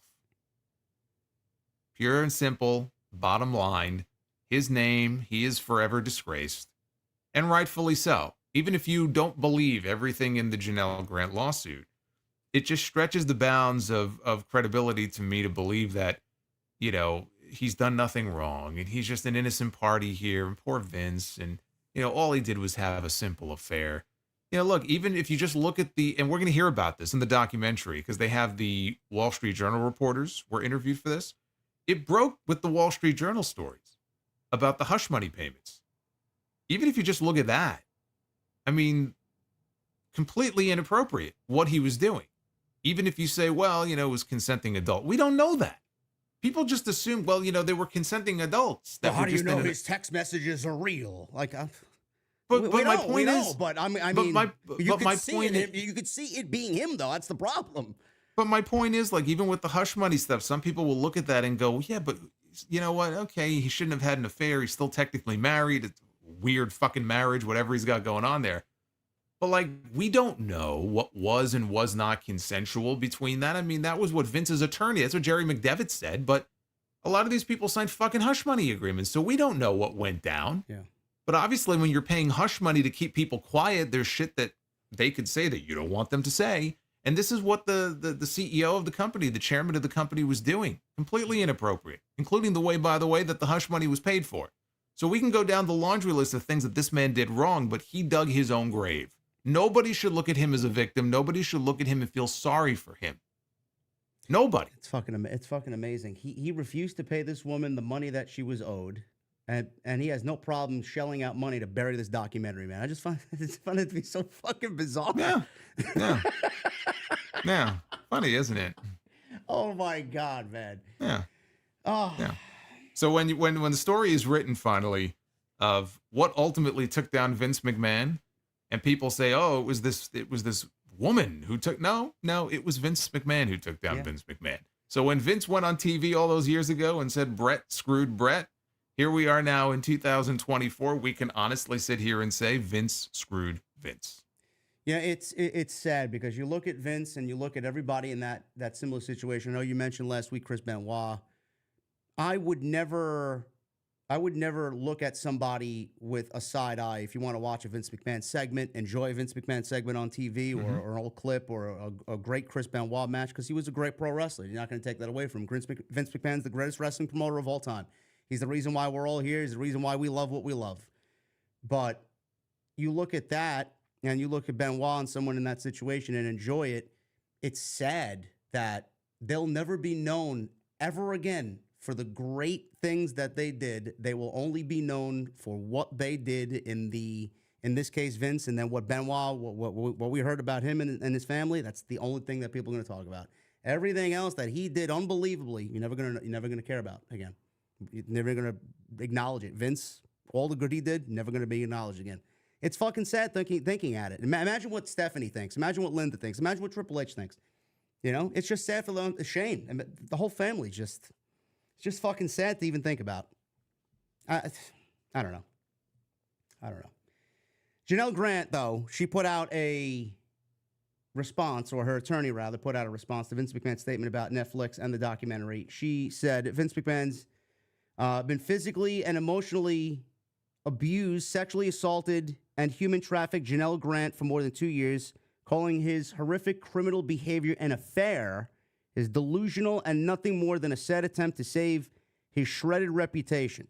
Although Miss Grant has not seen the Mr. McMahon docuseries, we hope it shines a bright light on the abhorrent and criminal actions by accurately portraying the realities of his abusive and exploitive behavior. Miss Grant will no longer be silenced by McMahon. Her story, though deeply troubling and exceptionally painful, is one that can help other abuse survivors find their voices. We seek to hold Mr. McMahon, John Laurinaitis, and WWE accountable, and to give Miss Grant her day in court. Yeah, John Laurinaitis, another winner, by the way. Scumbag. Yeah. I hate when his name is in that. He just gives me the fucking the chills in the worst way possible. He's just a disgusting human being. But yeah, that's tomorrow, guys. September 25 on Netflix. You guys can watch it as of tonight if you want to stay up late until it hits the platform. But we will be watching with eyes wide open, and I'm sure we will be talking about everything that is said and seen on that right here on the show. And I'm sure Jason and I will individually talk about it as well. Shifting gears to AEW, Jason, we have a big show tomorrow night, which is Grand Slam from Arthur Ashe Stadium. I guess we could talk about this, and we'll wrap up with some AEW talk here. We got a lot of matches announced. This is between Dynamite and Collision. I guess we will go over the Dynamite portion and then briefly go over the Collision side of things. The big one tomorrow is Jon Moxley. Actually, no, let's not what Jon Moxley. You know why I started with Jon Moxley? Because Bryan Danielson's not on the fucking show, and we've basically got zero build with Bryan Danielson and Nigel McGuinness, but who the fuck am I?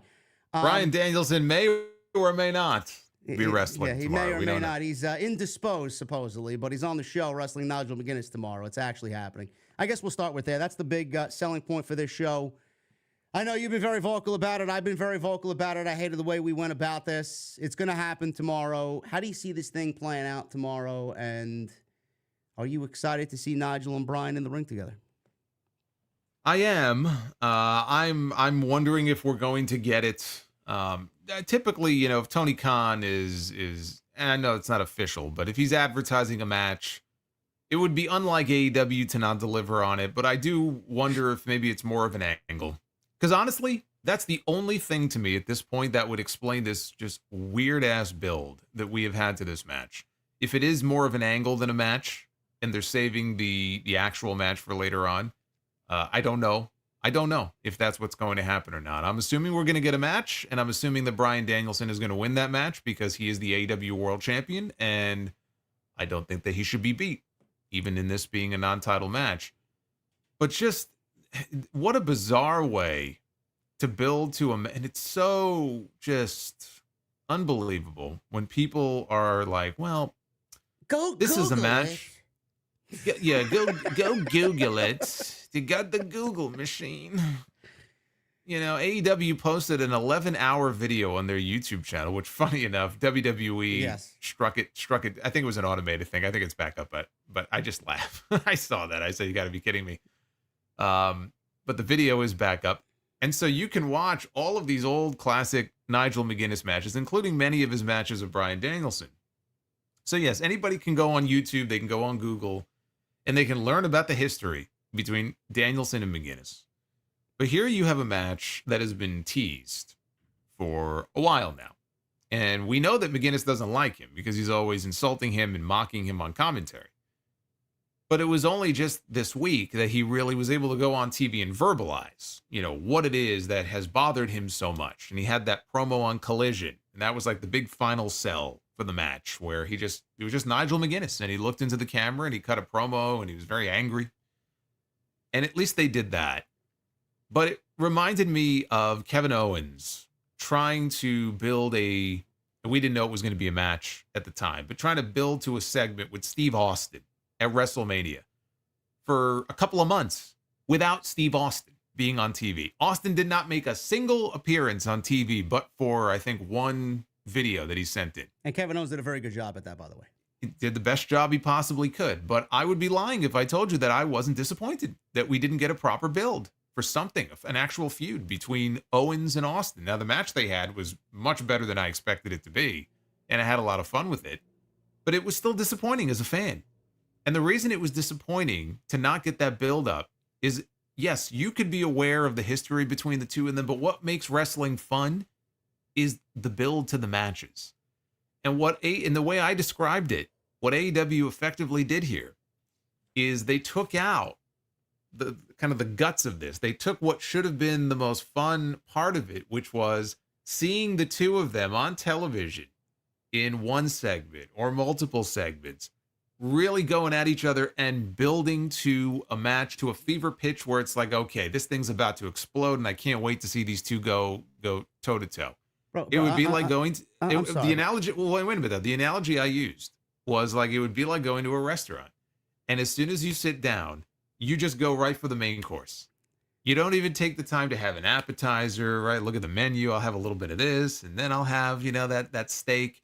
You just go right to the main course. You took out everything that came before that. That's just part of the fun of pro wrestling. I get that any idiot can go on Google and type in Bryan Danielson and Nigel McGuinness and just read up on it.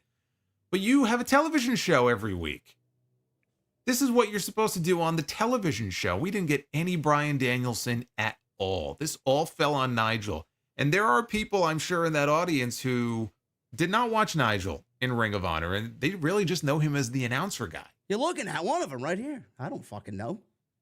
Okay, that's a great point. So I was a Ring of Honor fan back then where I was going to those shows. So I knew Nigel and Danielson, and I don't remember which matches of theirs I might have been there live for, but so I had a knowledge of it.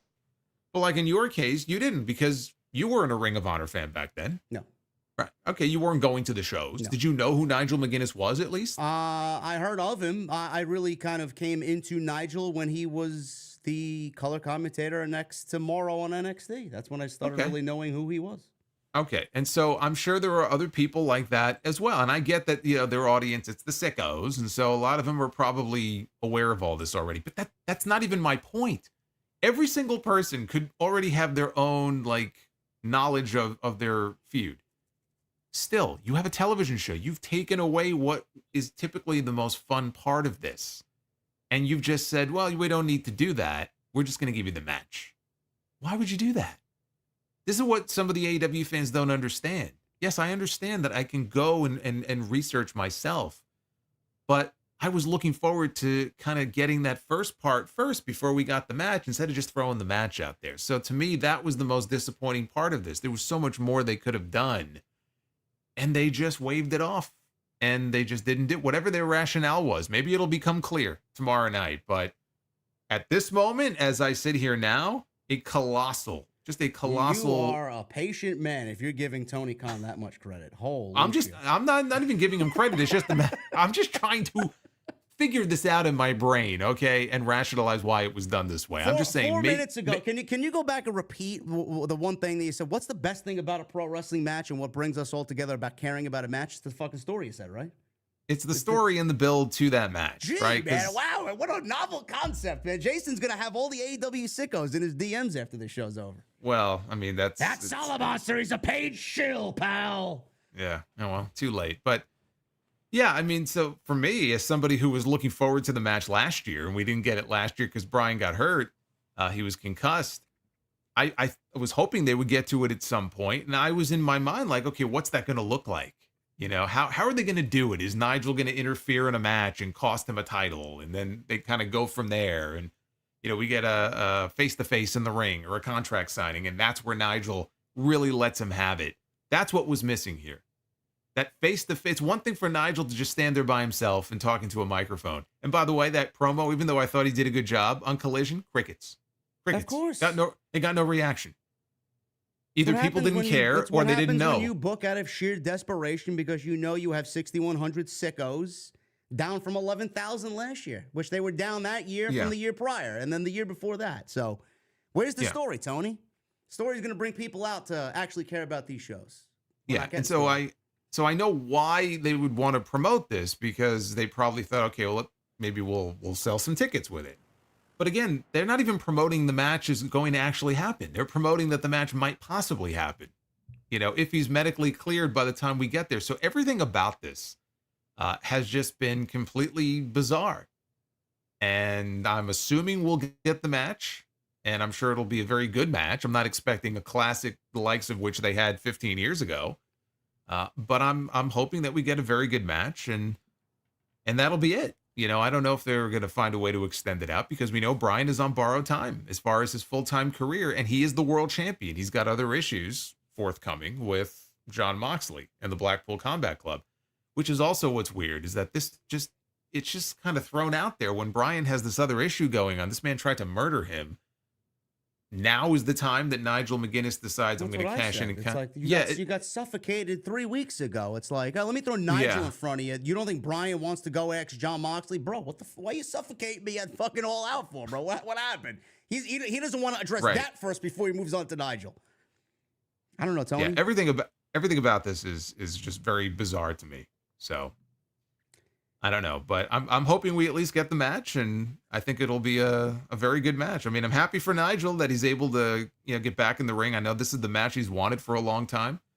And he even said this week, he was interviewed, and might have been with the TV Insider, I believe, but he said, look, just to address the story of why I retired, he goes, I didn't retire for any medical reason or anything like that. He goes, it was just the decision that I made. I had health issues, but I worked through them, and it was just my choice. You know, I could have kept wrestling. I chose not to. The opportunity just wasn't there for me. And so now here he is. It's been, 2011, I think, was the last match that he had.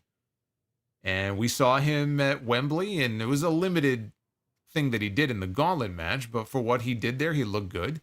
This will be a test, because this would be, if it happens, this would be his first singles match in many, many years, and it happens to be against the reigning AEW World Champion, who we have not seen since he was nearly suffocated to death. Yeah, a lot of what Jason said, I uttered as well on my Dynamite post with Jesse. I said the same thing about Will Ospreay and Ricochet. I was a clip of me, you know, just venting about just the common mistakes that Tony Khan continues to make. Started making rounds on social media, and people didn't really understand. And Jason kind of just reaffirmed what we all feel. Story is king, and story's going to be the reason why all of these matches are a little bit more important and are better than they come off. I feel like we are doing this now out of sheer desperation.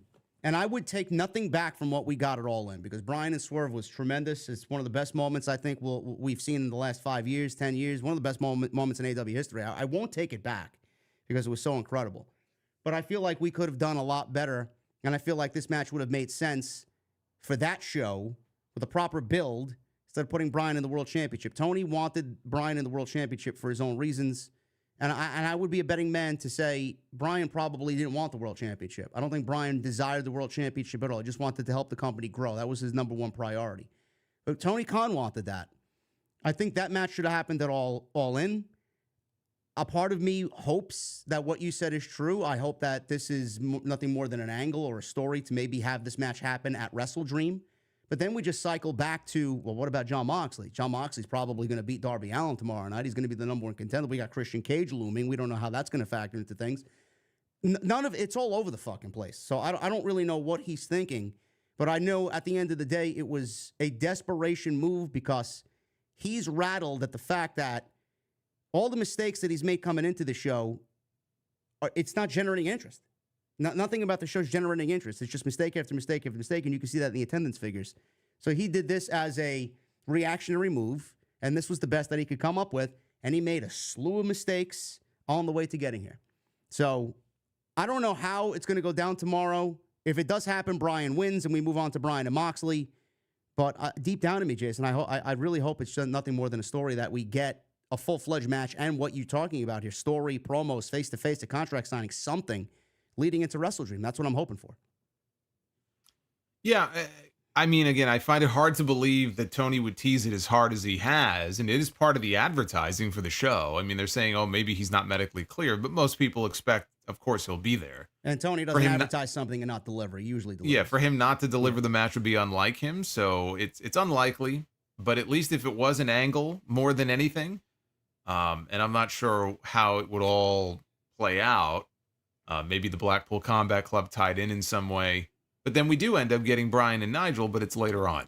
And it gives us some more time to really, get these two in the ring and actually conversing with each other and interacting. Because we've heard what Nigel's had to say, but what about Bryan?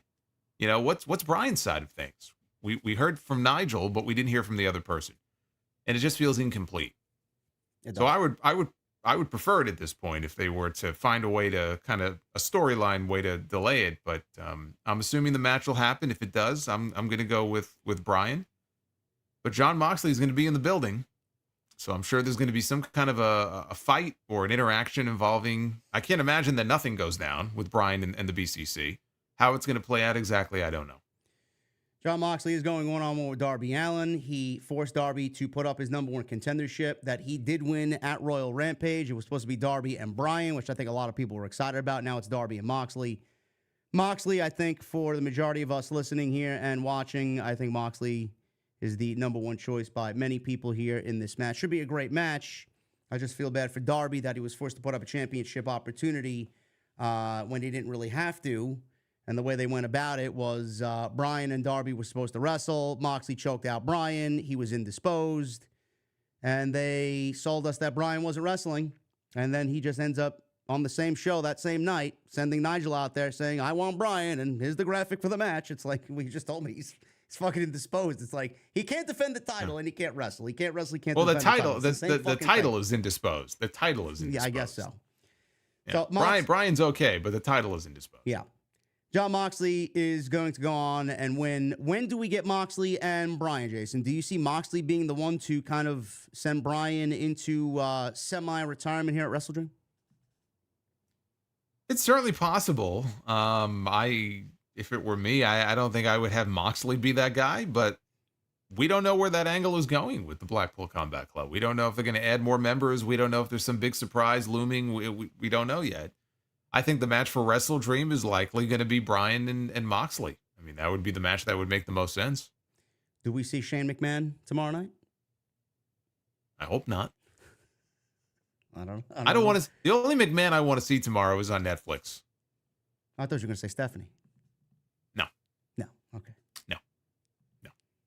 Shane is looming. I have a feeling. Maybe we see him on the 5-year anniversary show, but that's a discussion for 2 weeks from now. Young Bucks, Matthew Jackson, Nicholas Jackson versus Will Ospreay and Kyle Fletcher. This is the AEW Tag Team Championship match. Will Ospreay and Kyle Fletcher won a very, very lackluster and mediocre tag team gauntlet match, which I wish the Outrunners won, but I was wishing upon a fucking star on that one. Seeing how over they are, I'm glad that they're finding success. Will Ospreay and Kyle Fletcher, Jason, how you feel about this? Because I know they are the Aussie Open, quote unquote. We don't have Mark Davis back, so they're not really fully complete. They are operating under the Don Callis family. What did you make of them winning the gauntlet match? Were you okay with that decision, even though Will Ospreay is the international champion? And I feel personally he should have maybe defended his championship on this show in a one-on-one situation instead of being in the tag team match? No, I don't have any issue with it at all. He defended his title. Well, he's going to defend his title, we know, against Ricochet very soon. This ties into a story that is so near and dear to you. So I'm surprised that you don't, have more love for this. This is a story that's going to play out here. And I think it will likely end with Callis and his family members, including Kyle Fletcher, possibly turning against Will Ospreay. I was expecting that to happen sooner. And it was just weird to me that Callis willingly let him out of his contract, with the Callis family, because Don Callis is a slime bag. And yet he was very kind to Will Ospreay, who wanted out. And he said, okay, I'll let you out. And I've been waiting for the other shoe to drop, and I think it might be about to drop. So them being tag team partners and going for gold, it's all part of a story that I think is going to play itself out tomorrow. The match itself should be excellent. So I think that's fine. He's going to defend the international title probably in 2.5 weeks or whatever it is, 3 weeks, at Wrestle Dream, and could be against the Kyle Fletcher. Who knows? But we know the match with Ricochet is coming up sooner than that. Yeah, how did you feel about that? I know I've said my piece. I don't really want to repeat myself from Wednesday. I feel the same way you feel about Nigel and Brian. The same way that you feel about that, I feel about the Ricochet and Will Ospreay. I feel like it's too soon. I mean, Ricochet's been here for, if I could use it in an analogy that is one I always use, and Jesse calls me a yuppie, a half a cup of coffee and a fucking half a bagel. I don't. You got to say it right, though. You got to say it like a real New Yorker. You got to say a cup of coffee. Cup of coffee. It's like cup of coffee. Cup of coffee. Cup of coffee. I'm more of a New Yorker than you are. What the Mets do? What the Mets do? The Mets lost. Okay, fuck off. The Mets lost 5-1. That's okay though, because we're going to come back and win the next two. It's all good. I'm pretty confident that that's going to happen. This match with Ricochet and Will Ospreay, do you feel like it's too soon? I know he's been here for 3 weeks. He's got a couple of singles wins under his belt. They told him to go out. Will Ospreay rather told him to go out and win some matches. He's beaten a couple of people. I don't know if it's enough people to say, hey man, here's a championship match for the international championship. Well, he beat Sammy Guevara, and he beat the Beast Mortos. I love the Beast Mortos, man. I can't. Every time he's on TV, I'm glued to my television. Yeah, so apparently, now he's the number one. I want to read you a quote. I read this on my podcast. I just think it's priceless. So this kind of ties in with this whole. I think it's just perfect. So Ospreay was asked, I think last week, he was interviewed, and he was talking about his match from Dynasty with Bryan Danielson. And this is part of his quote here when he was told that he was wrestling Danielson. He said, I was kind of like, wow, we're going this quick. I thought this might be something down the line. Wow. Will Ospreay he's one of us. I mean, he feels the same way. So you have to think he feels probably the same way about this, even though I know it's a match he wanted. He badly wanted to wrestle Ricochet. You could literally take that same quote and plug it in here, and it would fit perfectly. My point is, and I know a lot of people threw different scenarios at me. Well, JD didn't complain about Julia and Roxanne, and Julia getting a championship match right away. And then they started pulling tweets on social media about, well, didn't JD love the Kenny Omega and Bryan Danielson match from the first Grand Slam? Yeah, I did. Because we didn't really know when we were getting that match. And Bryan was on, a very short-term basis. We didn't know when he was going to go away full-time. Kenny Omega was fucking, you name an injury, he had it. like, when were we going to get that match? You have to do it then, or you may not get it at all. And that was in front of 21,000 people in New York. You want to make a big splash. The time frame fit. I will not take back my comments I said about that, because that was a match that we needed then and they gave it to us. Plus, they could get away with that type of thing because the product was hot then. This, not so much. And Jason, my point is, we talked about Rhea Ripley earlier. If she wins the championship, where does she go? This is the top of the mountain for Ricochet. This is the reason why they brought him into the company. This match with Will Ospreay. I'm sure we're going to get this match, and it's going to lead to a second match and potentially a third match. And the story may develop over time. Fine. But to do this match already, because it's simply a 5-year anniversary show, and to get through this feud this quickly, when the reason why you brought him in was this match and this feud, where does he go from here after this? To me, the only way for Ricochet to do this match, go through it, he's at the top of the mountain. The only way for him to go is down. I don't know how you feel about that, but to me, a match like this the story needs to marinate. You need to develop some on-screen time with these two. Promos. Maybe they get into some conflict, however you want to write it. People are going based off this. They've wrestled 8 times, according to CageMatch.net. 8 times. The last time they wrestled with that was 2017. Their first match was in 2012. We mentioned Nigel McGuinness before. Tag team. Make him a tag team. Yeah. I mean, instead of Ospreay and Fletcher, imagine at some point if Ospreay and Ricochet became tag team champions. But the same thing applied to Nigel. Oh, you should know their history. This is the match is going to be a story. Like, I don't give a shit about what they did in 2012 and 2017. Tell me a story and let this match marinate, and do it at a bigger stage where the story gives into this match being better. Instead, we're just going in cold based off, hey, it's Ricochet, it's Will Ospreay, it's going to be a great match, and JD doesn't like free wrestling. JD doesn't like great wrestling matches. Solid Monster doesn't like great wrestling match. Yes, we do. We just want the story to mean something so the match is better than what they're going to give us. That's my point. I don't know how you felt about it, but you're never going to change my mind on this type of thing. Yeah, I mean, look, I was not as angry or upset about it as some people were. If it were up to me, yeah, I absolutely would have held off. I would look. I think we talked about this many weeks ago, and this may have been a little extreme, but I think I said the comment I made was I wouldn't have gone to Ospreay and Ricochet until at least Revolution or maybe Double or Nothing. Yeah, and I think your response was, "You're gonna wait that long?"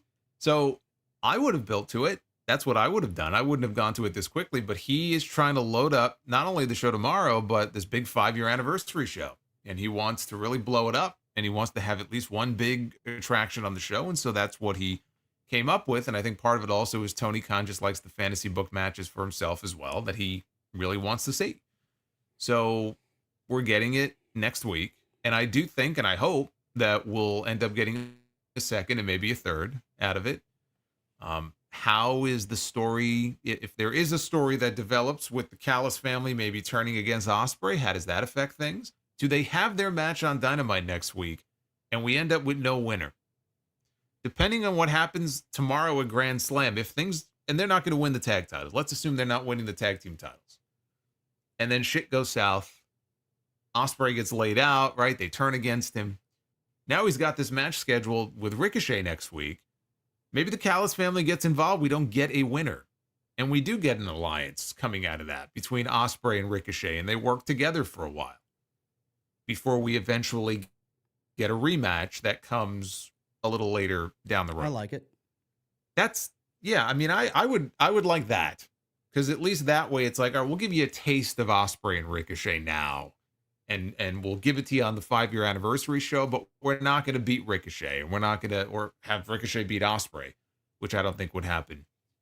We'll give you just enough, and then we'll tie it into the story with the Callis family. They ruin the match. They attack both men, and now Ospreay and Ricochet, they have to kind of stand side by side and work together, which would then give Ricochet something to do, because now you can get Ricochet against Kyle Fletcher and Ricochet against Konosuke Takeshita, and you could do these different matches. And then eventually we'll get Ospreay and Ricochet when there's been more time that's gone by and Ricochet's more established to this AEW crowd. They can give him some rub. Because Will Ospreay is one of the most overstars in the entire company, if not the most, at this moment. So him rubbing shoulders with Ospreay for a while and being his partner, his ally, could do him a lot of good in the eyes of the AEW audience that may not care about him, or they may not, maybe they didn't watch him in WWE, and they don't know that much about Ricochet. I'm sure there were some people like that. That to me is something that I would like to see. If it doesn't happen, I'm going to be very disappointed because that sounds like a very good idea. Yeah, as and long I think as that it works doesn't out go great to a for time Ricochet. limit draw, we don't need any more time limit draws. Well, I mean, if it does, I mean, 30-minute time limit yeah, it's not going to be 60. No. Yeah. No, and a But you know what? A rare But you know DQ. You mentioned a fuck finish, a rare DQ. They don't usually do DQ finishes, so that would actually be a welcome change if they want to go that outcome. Yeah, we did have a DQ finish actually last week, I think, on the show, but it's rare that they do them. But just to go back to the time limit thing, I hope it's not a time limit, because I was thinking if it was, it would be 20 minutes. Yeah, not a big deal. But I mean, when he wrestled MJF, was that wasn't advertised to be like an Iron Man or 60-minute match? Yeah. Okay, so then I assume international title matches have 60-minute time limits. So then that doesn't really work. No, I don't want to see them go 60 minutes. No, and they're not going to do that back to back. They just did the match with MJF 2 months ago. Well, Ospreay, like you said, he can't lose. It's way too early for Ricochet to lose. So something hopefully will lead to something further down the line, whether we get a rematch at Wrestle Dream or it develops into a story like Jason laid out. Something's got to happen. But Tony Khan is just giving away dream matches like he's giving away fucking candy on Halloween. So I don't like that way to do business, but I don't see that business model changing for them. That's just who he is. Hook. He will defend the FTW Championship against Roderick Strong in New York City. I know Taz tweeted out something that the FTW, I don't know what the tweet exactly was. I don't have it pulled up. I think it was the FTW title was born. I think he mentioned the Elks Lodge. Did you see his tweet or something like that? I did not, no. I have to pull it up. Regardless, the FTW title was born in New York City, so his son defending it in New York City at Arthur Ashe Stadium is... hold on a second. And there are, I'm sure, some old school ECW fans in here that would know better than I. Yeah. For some reason, my memory of the FTW title debuting, was it on that show that they did? It was, God, what was the name of the show? Bigger Than Seinfeld or something? Remember there was like an ECW show. I don't know if it was a pay-per-view, but it was playing off the Seinfeld finale. I think it might have been airing the same night on NBC. And it was like a show called Bigger Than Seinfeld or something. Was that the first defense or the first appearance by the FTW title? Somebody look that up, because I don't recall offhand when the title first showed up, but for some reason that show is still stuck in my head. I didn't know that. No, I didn't know that. I did find the tweet. He said, for those who don't know, the FTW Championship was born in Queens, New York in 1998 at the Elks Lodge, 3 miles away from Arthur Ashe Stadium. So there you go. Well, 98 is when the Seinfeld finale aired, so maybe I'm right. I don't know. It ain't Seinfeld. That's what it is. Okay, yeah. Ben says he has the event on DVD. It ain't Seinfeld. But Hook and Roderick Strong, I don't know why Roddy is just all over the place. It's the International Championship, the Continental title. Now he's going after the FTW title, which is not really a recognized championship of the company. I feel like this is just so beneath him, and the Undisputed Kingdom is as dead as dead could be. But listen, Hook gets shine in New York City. He retains the championship. Good for him, I guess, huh? I don't know. Do you care? I'm so interested. Your face says it all. I'm so interested that I have no comment to share. Just move on. Chris Jericho and Big Bill, along with Brian Keith, versus the Conglomeration in a Tornado Trios match. Oh, man, I can't wait for this one to be over. I thought we were done with this after the match with Jericho and Orange Cassidy on Wednesday, and now it just continues. It continues. I don't know, man. I don't know what to tell you. Here's what I'm hoping. Gee, I wonder why they sold 6,100 tickets to Arthur Ashe Stadium. Yeah, here's what I'm hoping. There was a little moment a couple weeks ago where Jericho made a comment, there are no real friends in wrestling. Big Bill looked at him. He had this look on his face like, wait, what? So that told me that we may finally, we may be headed for Splitsville soon with Jericho and Big Bill. So maybe they're going to use this match to further that story. Maybe there's a story developing there, and there's maybe a miscommunication of some kind, and it leads to Big Bill taking the loss for the learning tree. If it leads to Bill splitting away, going babyface and splitting away from Jericho. I'm okay with that. But as far as, I mean, the match itself, like, I don't have any interest in this. Well, Like, this doesn't interest me. You may be very happy to know that football in the chat says that match, that Tornado Trios match, is taking place on Collision, so we don't have to watch it. Well, yeah, no, I know it's taking place on. But it's Grand Slam Collision. It's a Grand Slam extravaganza this week. For AEW. Well, it used to. So I'm just well, it used to be everything Grand together. Slam. Well, it used to be Grand Slam and Grand Slam Rampage. Yeah. Like the one Grand Slam I went to a couple of years ago. So I got to see Sting live, and then the Great Muta made a cameo. So that was very cool. Yeah. Except when Sting got pushed off the top rope and then hit the edge of the table and split his head open. But so that was a cool moment. But they taped a match that night that I think was for Grand Slam Rampage, and it was Ricky Starks against Powerhouse Hobbs. So typically it was Grand Slam and Grand Slam Rampage. So now I guess it's Grand Slam and Grand Slam Collision now. Are they taping any Grand Slam Rampage matches too? Would you like them to? I can call Tony Khan up and request this, that Solomonster wants Grand Slam Rampage on top of all these other Grand Slams. Tell him that Solomonster wants to see JD Inc. in the main event on Grand Slam Rampage. I got to see this guy again. What time did you get out of that show when you went? I'm sure that was a long evening, huh? It's 12:45 in the morning. I wonder why you're not. And I felt bad. No wonder. I felt bad for Ricky and for Hobbs because they had a great match, but like people were just, at least in my section, like we were already standing, like just waiting for the bell to ring when the match is over, and then we would leave. It's almost 1 o'clock in the morning. People really were not. I mean, it's like, come on. That's a lot to ask. And they were out there killing themselves, and they had a really good match. But it was like, I just remember being there, and it's Arthur Ashe where we parked. So we have to leave Arthur Ashe, and then we had to literally walk around Citi Field. So you almost had to do like a horseshoe to get around to where the parking lot area was. So I already knew, like, once the show was over, to get from here to the parking lot is going to be like another 25, 30 minutes. Jesus. So that's all I was thinking. So yeah, that was quite the night.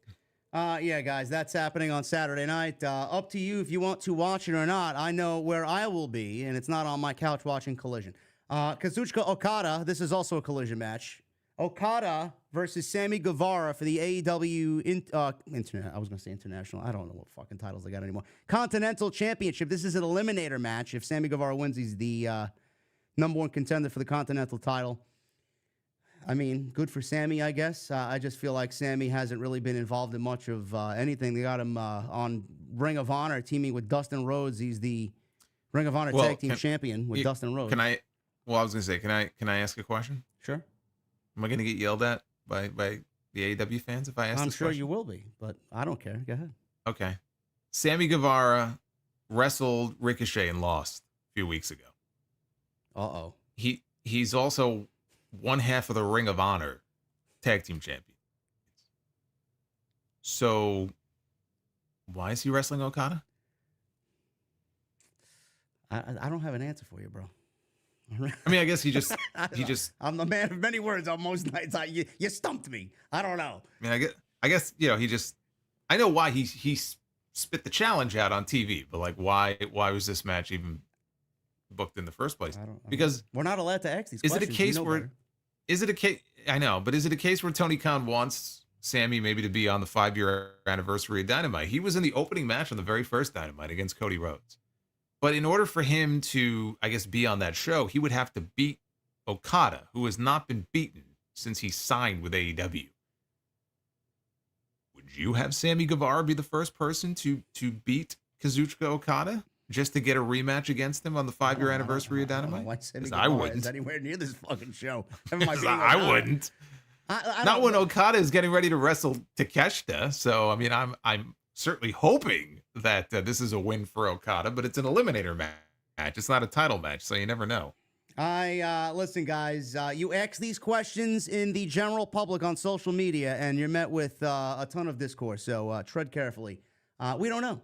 We don't know. Is Sammy Guevara a very good wrestler? Sure. Is Okada amazing? Yes, he is, but What the fuck does the match mean? Nothing. So we're both going with Okada because we both agree that Okada cannot lose if he's going to defend that title against Takeshita, which is the match everybody wants to see. Jack Perry will have a TNT Championship Open Challenge. I don't know against who. I did hear a rumor that we're getting a return tomorrow. I'm not allowed to, or I'm not at liberty to reveal that, but could be a former TNT champion. I don't know. Jason's look says it all, that Jack Perry's title reign is not very exciting at all. No, it's look, it is what it is. So listen, you gotta have Jack Perry's running the best character that he's run in his entire career. Good for him. He's making the most of the whole Punk debacle, but this reign is less than enthusiastic. What do you want me to tell you? Saraya. She'll go one-on-one with Jamie Hayter in a Saraya rules match. You see this one? I did. Do you know what a Saraya's rules match is? I could tell you. I hope it involves this match not taking place, honestly. Jamie... Well, that's not what a Saraya's rules match is. Basically, the rules, they apply to Jamie Hayter, but they don't apply to Saraya. So she doesn't have to adhere to the 10 counts, and she doesn't have to do, any of that stuff. But Jamie Hayter has to abide by the rules. So that's basically what the match is. Wow, man, that return at All In is really paying off pretty well, huh, for Jamie Hayter? Well, this should be an easy win for Jamie Hayter. Yes. All the people that complained about her on the pre-show, like I did, I don't know, man. I just feel like she got over organically, former women's champion. I think she should have been treated a little bit better out of the gate coming back, but what the fuck do I know? I don't know. Yeah, I think that Grand Slam show that I was at, I'm pretty sure it was that night that Saraya debuted. I remember the reaction she got when she came out. It was a great debut. She got a very, very nice reaction. I like that song, that she came out to. And now it's just, cooled off from what it was back then. Very much so. Yes. Ronnie Radke is a very good musician. If you think anything of him outside his music-wise, that's up to you. But I know musically he's very talented. What else do we have here? Jeff Jarrett. Jeff Jarrett versus Adam Hangman Page. Jason, the stipulation is.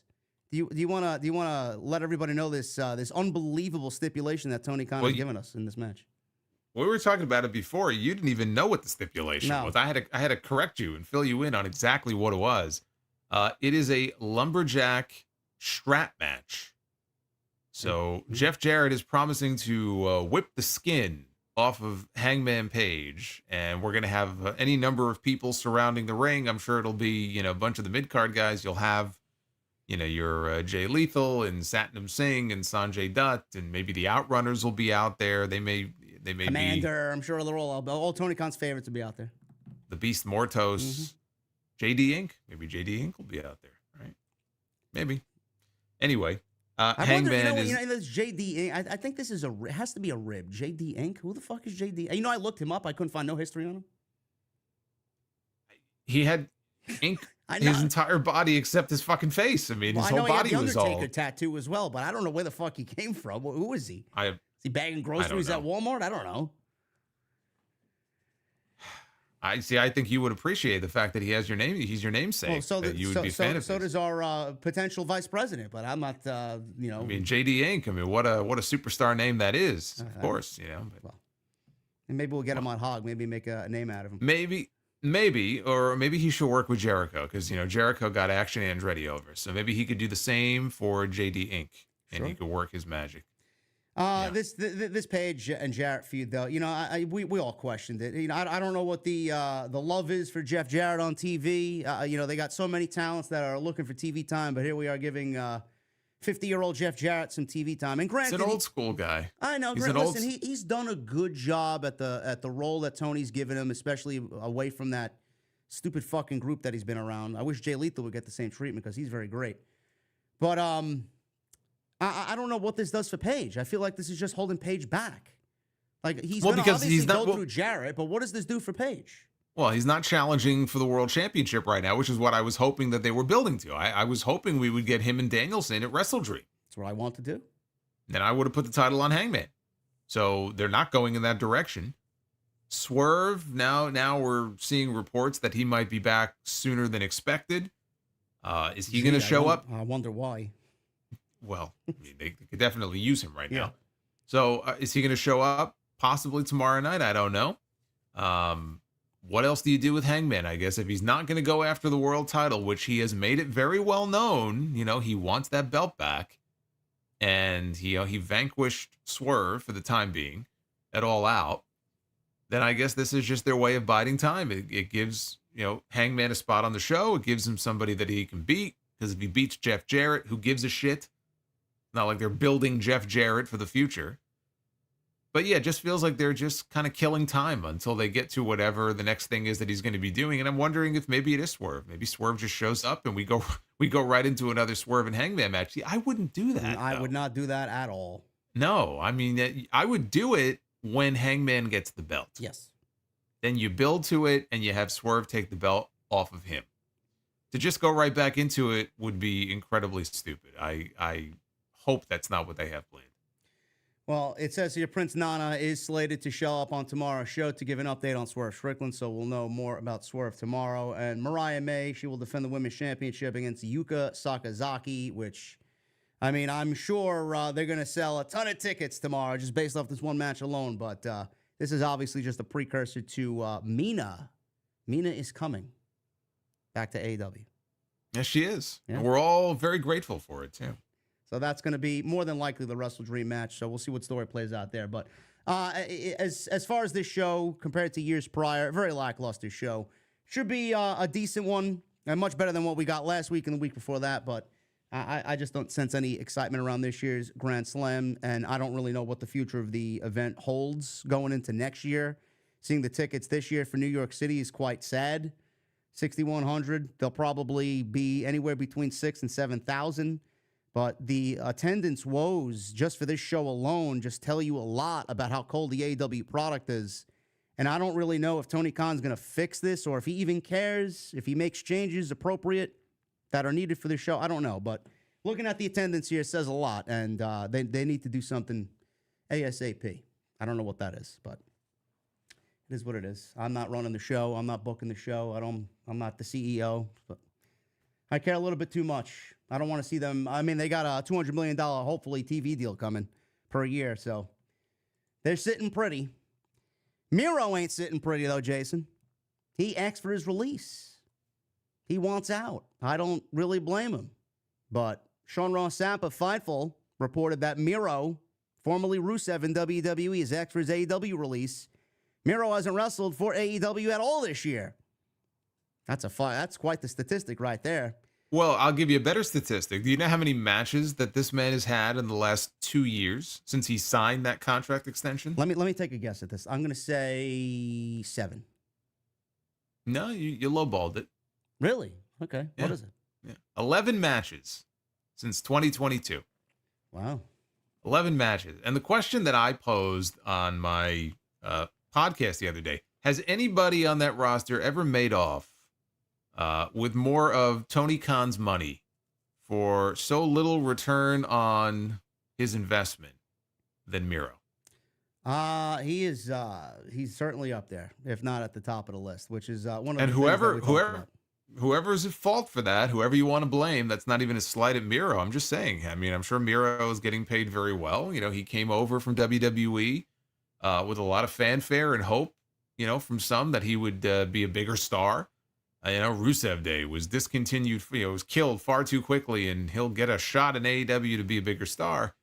And he came over, and yeah, I mean, to see the body of work or lack thereof that there has been in the last couple of years, to just do a whole lot of nothing and just sit at home. And evidently he has other interests. I've heard that, I don't know how accurate it is, but that he's got an interest in real estate, and I know he's had some acting gigs. So, Tony is paying him to do other things. And apparently Tony Khan is okay with that.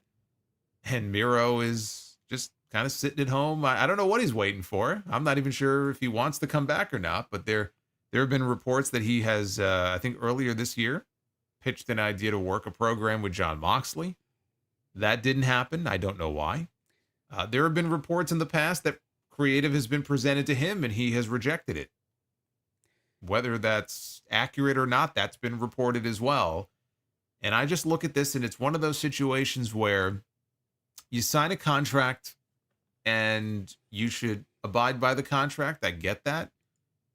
But there just comes a point where you have somebody under contract. I'm sure he's being paid very well. He clearly does not want to be there. If he really wanted to be there and to contribute, he'd be on TV. There's no way that Miro is going, put me in, coach. You know, I'm willing to do whatever you ask me to do. I want to wrestle. I want to contribute. And Tony Khan is just refusing to put him on TV. So clearly, he just does not have a great interest in being there anymore. And if I'm Tony Khan, I don't know why I'm wasting my money on somebody who doesn't want to be there. I have not done much of anything with, whoever's fault that is. Let the guy go. Well, let's stop there. I think that's the biggest point. A lot of people are. I've said that as soon as the report broke. I said this. I've been saying this about not only Miro but a lot of people. If they don't want to be there, let them go. If they don't want to help the company grow, let them go. But here's the thing. But here's the thing about that, though. What if there were half a dozen people? It's a bad precedent, right? Yeah, but what if there were half a dozen people like that would fit into that category? And I'm not just talking like a Ricky Starks. It could be Ricky. It could be Miro. It could be this guy, that guy. You're not going to let them all go. It's not going to be like the Radicals, you know, being let go and jumping right over to WWE. So I get Tony not being able to just let everybody go who wants to go. I'm just looking at Miro's case specifically. As long as he has been there for, and for all the stories we've heard about rejecting ideas or this or that, and for the money that he is being paid, to me, it just doesn't make any financial sense for Tony Khan to keep somebody around who clearly doesn't want to be there and isn't really contributing to my product and making the show better. I agree. Let him go. But let's give him, let's try and be devil's advocate here. Let's give him a couple of excuses or ways out of this. First of all, he got divorced. He was in Bulgaria. There was family problems. He divorced CJ. So and he was hurt. And he was hurt for. I mean, he wasn't hurt for the extended time that he was out here. I mean, he was injured, but it wasn't fucking 2 years worth of injuries. So those things, I'm sure, weighed heavy on his mind. Family problems, a divorce. I can imagine what that does to a human being. Nobody wants to go through that. So that probably took his love for pro wrestling and put it way back on the things of not to do right now. I also feel, and you know, I don't want to be taken out of context here, Rusev, obviously Rusev Day was very popular. He came over to AEW to have a turn over a new leaf and just kind of find that success that Vince didn't really afford him. And he did find success. I think the Redeemer and the way he carried himself, the way he portrayed himself, the way he operated from bell to bell, I thought it was probably the best work of his career. Now, you look at that and you sit out all this time and you see these things happening in your personal life and you see the company changing and the company's moving on from you. I ask you, Jason, because I know I would be. You think Rusev or Miro was very protectable over what he wanted to get involved in, protectable over his presentation, protectable over his character. And at a point, maybe he developed not to trust Tony Khan because of the way things are going in his absence. Is that a possibility that he said no to all these things, which we had reports about, because he was protective over what he wanted to do and how he wanted to be presented?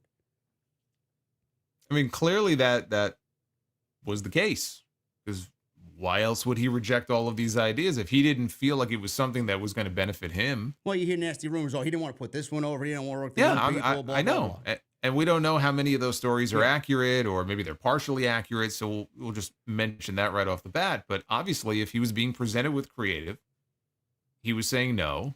You know, that doesn't work for me. Whatever his reasons were, then he's being very protective of his character and his portrayal on television. Maybe he feels like it would hurt his value. Obviously, he had some kind of an issue with it if he was rejecting ideas, and he didn't come back. And he would come back here and there. You know, he'd come back for a match. The match he had with Andrade at World's End was great. I thought they had a really good match last year. And then I think he did get hurt. I think it was maybe an elbow injury and a shoulder injury that he may have had surgery for. And that was also right around the time that he and his wife separated or divorced or whatever. And then he moved back to Bulgaria.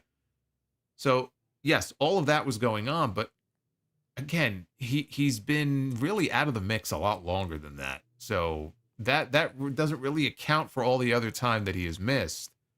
And it just doesn't feel like the desire is there to do whatever is asked of him to do to make the show better and to contribute to the product. He's probably very protective of what Tony wants him to do, which is why he wanted to work with somebody like Jon Moxley, right? Because Jon Moxley is one of the biggest names on the roster. Maybe that's where he sees himself. Maybe Tony doesn't see him quite at that level yet. Maybe there's a disconnect there. But whatever it is, it's been so long that at some point you would think the guy just wants to work.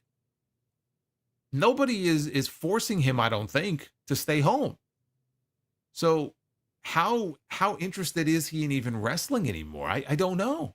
It almost feels to me like maybe, he found ways to make money that didn't involve taking bumps. And I don't know. I mean, how passionate is he about getting back into the mix and getting back into the ring and wrestling when, again, he hasn't had a match all year. And in the last 2 years, he's not even had a dozen matches. I don't know. That may be the case. Maybe he's falling out of love with pro wrestling. I have no idea. But, a lot of people are like, let him go back to WWE. The grass is not always greener on the other side. And everybody that defects from WWE to AEW, then back to WWE again, they have a very tough time transitioning back into what they believe they should be doing and where they should be. Look at Andrade. It took him how long to get fucking finally situated? And he isn't even at full strength yet back in WWE. So I don't know what Rusev is thinking. If he goes to WWE, what's going to happen to him? He's just going to fall right in line with everybody else and be like, another name on that roster. What does he think? I mean, and does he want to go back? I don't even know if he wants to go back. It's hard to know what's going through the man's head. All we can judge it on is the fact that he's been with this company now for a few years. And look, he re-signed with them in 2022. He signed an extension. So his contract is probably good for at least another couple of years. It says here, 4-year extension around that time. AEW has him until spring 2026. So he it's not like, he at that time, it's not like he was terribly unhappy. But again, you look at what his run has been like. He had that run with the TNT title. I don't remember the run itself being anything overly special. I mean, he had a nice little run for himself. I also thought the Redeemer character was very good. So it wasn't like a total loss. But when you really look at the entirety of his run here in this company, how could you call it anything but a bust? It is a bust. I mean, Keith Lee is another one. And Keith Lee, I feel bad because he was bit by the injury bug, I think, more than anything. And he went through, obviously, a terrible experience with COVID. He almost died. All those guys that they brought around the same time. Malachi was a bust. He is a bust as well, I believe. Well, I wouldn't go that far with him the way that I would say that about a Keith Lee or a Miro. Malachi's had more success than the two of them. The Malachi thing that was very weird to me is that like a year went by and he had no singles matches. Like other members of the House of Black did, but just like Tony would not put him in a singles match. And people thought it was an injury issue because he had like a really severe back injury at one point. And it got to the point where he went on Instagram and he was like angry. And he said, look, I just want to set the record straight. I'm not hurt. It's not an injury issue. And the way he was talking, it was like, I don't have an answer for you. It was almost like passing the buck back to Tony. Like, I don't know why. And that was like, ooh, okay. Something weird's going on. That's a way to get nasty rumors to spread, man. That's ridiculous. Right. But then they get angry when the fans start like talking about it like, oh, the fans are running with the narrative. Yeah, but you kind of, fed into it. So that's still very weird to me how so much time went by and there was nothing with Malachi as far as like singles matches. So yeah, a lot of these guys came in with a lot of fanfare and it just has not... I won't call Malachi a bust, but what I will say is a lot of these guys, it just didn't pan out in the way that I think they and a lot of the fans thought that it would. Nope. Adam Cole's a kind of a different situation because of his injury issue. I mean, he was in the main event at the first Wembley show. He was involved in the top storyline in the company, and then he fucked up his ankle. If Triple H was in charge of WWE when Adam Cole left, he would have never left WWE. Yeah, no, he'd still be there right now. Yeah. Absolutely. Yeah, without question. So it's a combination, I think, of different things, including some bad luck and injuries. But there have been a lot of guys that came over with a lot of fanfare from WWE who just have not panned out in the way that I think a lot of fans thought they would or were hoping that they would. And you could add Miro to that list. It's sad. But again, if he doesn't want to be there, or if he's getting paid and he's not working, if I'm Tony Khan, I could take that money and I could put it towards someone else, 2 or 3 creative writers to write a better show for you. Well, whether it's writers or talent or whatever, but I would, allocate that money towards someone else who actually is going to contribute to the product, because obviously with Miro, it's just not working out. I'd love to see him back on TV. I'd love to see him on TV anywhere, whether it's AEW or WWE. But I'm just kind of indifferent, honestly, at this point. I could understand that. Is it a situation that Tony Khan's eyes are bigger than his stomach? He's at the buffet and he doesn't know when to stop eating? I mean, he didn't need to bring in all these guys. He brought them in because, call me a conspiracy theorist, he felt like he can do better with them than good old Paul over there, and he wanted to kind of rub it in his face, and then they all kind of fell flat on their face. I don't know. That's just the way I think about it. Well, I mean, that, or I'm sure some of them he was genuinely a fan of them. Yeah. And wanted to bring them in. A lot in. of indie work, I'm sure, yeah. And then in other cases, it may have just been like, hey, here's a name from WWE television, and we could show them what they could have been. And it hasn't always worked out that way. Yeah. Well, he's done good with Christian Cage, so. He has, and I don't know who else is in that boat, but hopefully Ricochet pans out that same way. I don't know. Well, who else would be? I mean, if we had to say pick one name that was brought over from WWE, and I'm not counting Moxley and Danielson. I'm talking more about someone a little bit lower. Yeah, not a Mercedes or a Copeland. Not Copeland. No. Somebody a little bit lower, mid-card, upper mid-card that Tony brought in from WWE, who people would have perceived were not given the right opportunity in WWE. So they went to AEW. Who would we say has been the biggest success of that crop? It might be Christian. It might be Christian, honestly. I know the chat's going to chime in here. Swerve? Yeah. Yeah. I would say Swerve. Swerve definitely did not get the opportunity that he deserved in WWE. They all don't Tony end Storm. up like him. Tony Storm's another one. Absolutely. Those are the three. Marina Shafir, Sinister. Come on, bro. Jesus Christ. Sting. Those are crazy. Sting. Yeah. I mean, Sting's not a mid-carder, but Sting. Does anybody know Athena is alive and breathing? No. Who said Athena?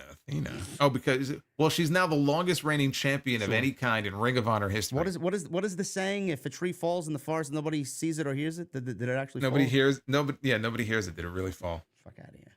Ridiculous. Give me a break. We're going to wrap up here, guys. Quickly, note on the Lucha Brothers. They are still on the AEW roster page after a lot of confusion via reports that went out this week.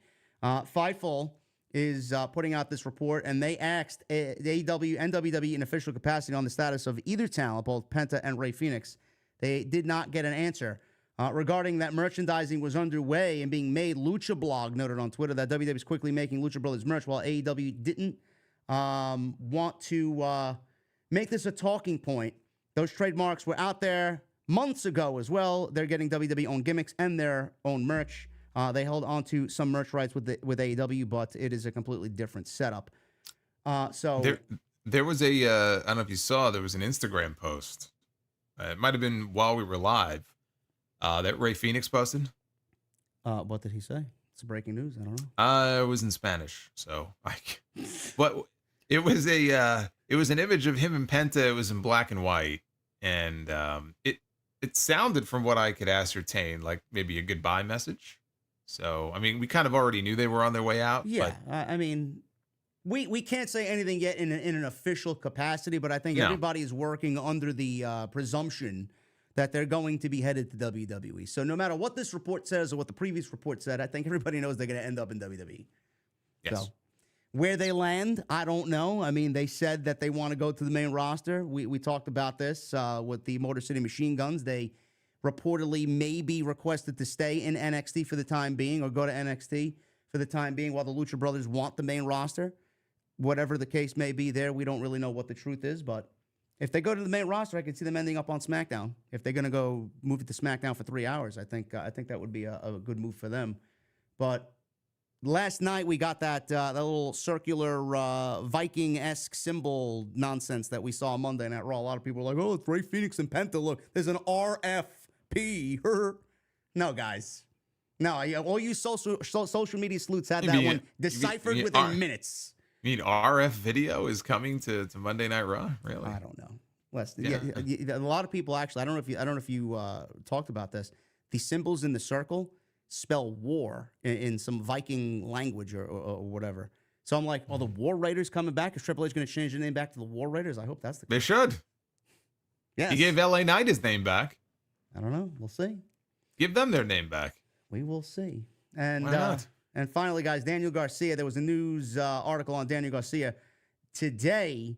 AEW is less confident that Danny Garcia will sign a new deal amidst AEW or amidst WWE interest. So they're less confident as AEW with Danny Garcia signing a re-up. This is coming from, again, of all people, take it with a grain of salt, Dave Meltzer. He mentioned this on the Observer Radio. And he said that it has everything to do with AEW not using him on TV because he hasn't resigned. I don't think they want to put him on TV until he makes that commitment. Sure. He also says you can use that TV time for people who are signed. As far as what's going on with him, I would say they are of strong confidence that he was signing. I wouldn't say that it's as strong. I wouldn't say that he's leaving either, but it's not as strong as it was a month ago. He may leave. Thanks, Dave. Thanks. So he may stay or he may not stay. It's riveting. Oh, listen, man. I don't know why I continue to fucking just read what he says. It's like, I don't know. whatever, man. But there's a difference though between like the news that he might have in the newsletter, and then sometimes when he's on his radio show and he's just sort of riffing, and sometimes it's like reported as news when if you listen to the clips or you watch the video, sometimes they put the video up on YouTube. It's just him just kind of guessing and it's not necessarily him reporting anything, but sometimes they run with it as if, oh, Dave reported this, Dave reported that. I don't know if that's what's going on here, but that has happened before. But yeah, it's like he may stay or he may not stay. It's like, the all right, only thanks. thing we can really come up with as fans from our perspective, from what we do outside looking in, if he hasn't signed a contract yet with AEW, he's obviously seriously considering WWE. Because if he wanted to stay with AEW, he would have been like, all right, let me sit down with TK. What do you got for me to 12-month period? Are we going to use me creatively in the way that I want to be used? What's going on there? He would have signed already. We haven't seen nothing. There's nothing wrong with wanting to test out the free agent waters. No. See what you can get from the other place. If you don't like it, Tony will take them back. Nothing wrong with that. That's what I would do. I would do that too. Yeah. It's the smart thing to do. It's smart business. Make as much money as you can, guys. And we are going to get into your super chats tonight. Thank you guys for a great episode 67 here on TNT. If you guys want to get some super chats in, it is the last stream of the month. We got some news as far as scheduling is concerned. I will leave that up to the monster here to fill you guys in because there's going to be a little bit of a reshuffling because of NXT debuting on the CW. Yeah, so next week is the first episode of NXT on the CW, and I know that JD is going to be covering the show live that night here on this channel. Yep. I will be doing a rare live NXT recap on my channel when the show is over, so that's what we'll be doing next Tuesday. And of course, next Wednesday is the 5-year anniversary episode of Dynamite, which I'm actually missing that. I'm going to have to watch it the next day because I'm not going to be here. So there will be no TNT next week. We're going to skip next week. The following week, we'll be back, but it'll be on Wednesday because that Tuesday is Title Tuesday, which means it's going to be NXT and AEW going head-to-head on October 8th. And again, we'll be covering that on our respective channel. Are you watching the show simultaneously that night? I am not. I did. I tried to do that last year. I know you did that last year. I am watching. I don't know what I'm doing, actually. It depends on what the cards are going to look like, but I'm covering one on Tuesday and then one on Wednesday afternoon, and then I'll go live with you on Wednesday night. Yeah, I mean, I watched them simultaneously last year. It was awful. Okay, like I said at the time, I don't ever want to do that again, and yet I'm leaning towards doing that again. So I'll have to see how that's going to go. How do you even but take notes? It's just next to impossible. Like I have one thing on one screen, one thing on like my phone screen, and I'm just praying one goes to commercial and the other one's not, and I'm just doing my best to just take shorthand notes, and it's just an awful experience. It's just an awful experience. But yeah, I'll have to decide what I'm gonna do. But we'll be doing that Tuesday. That Wednesday, we'll have a rare Wednesday edition of TNT on October 9th. Since Dynamite is on Tuesday that week, we'll just do TNT on Wednesday. And then the week after that, we should be back to normal. I wonder if Tony Khan is going to call anybody a bald asshole in the next couple of weeks. Well, it depends what they announce for that NXT show. They really loaded. If we get like The Undertaker is coming back again to NXT, that might just set Tony off. He might just lose his mind. There was some breaking news today in the chat. Stephanie Vaquer has called out Roxanne Perez. So we may be getting Stephanie versus Julia, but it's not really guaranteed that Julia is going to win the championship. Everybody's No. And I'm kind of in the camp that Roxanne might retain. I'm leaning towards that being the case next week. Everyone's just talking about it like it's a foregone conclusion. She's going to die. Julia's going to kill her. I don't know. I think that they may be holding off on that for a little bit. Well, if she loses, call her up. That's exactly where I want to see her. But yes, NXT will be covered on this channel, Jason's channel as well. So it should be an exciting 2 weeks, and then yeah, just for the next 2 weeks, because I know some people are like, oh, you gotta move TNT. TNT's not moving. No, we're keeping it NXT, Tuesday nights. You guys tell us what to watch NXT, man. Every time I watch NXT, I'm asleep in an hour. Yeah, no, we're keeping it. I don't know. We're keeping it Tuesday nights. Yeah. It's just these next 2 weeks. These are going to be 2 arena shows. But why, guys? Because I don't want to really worry about going up against Thursday Night Football. To be honest with you, that's why. I'd rather go up against NXT. There you go. So just to put that to bed. Get your super chats in, guys. Let's hang out for a little bit. We still got 2,300 people in here. We need 70 more likes for 1,000. You guys blew away the 900 goal. Let's kick that up to 1,000. And make sure you guys follow us on social media and go subscribe to the YouTube channels. Everything you need is linked down below in the description. Sidro with a $5 super chat. He's coming in with his comedic prowess. Just saw 2 blackbirds stuck together. Must be Velcros. Ha ha ha. Also a message to Sheamus. Never run with bagpipes, fella. You might get killed. I think that might be your worst one yet. I really do. He was all over the stream last night. These jokes, you my goodness, you should have seen this. And that one I think is actually the worst one yet. He's got more. $5 super chat from Sidro. I wasn't going to get a brain transplant, but then I changed my mind. Also, what did one DNA say to the other? Do these genes make me look fat? My favorite one, actually, from last night, it was, why is British pronounced British? Any answer? He said the same. He said the same joke in my chat last night. Motherfucker! See, look at this. He's double dipping here. Here, I thought it was unique to me. He's plagiarizing himself. Oh my God, he's stealing his own content. What is going on here?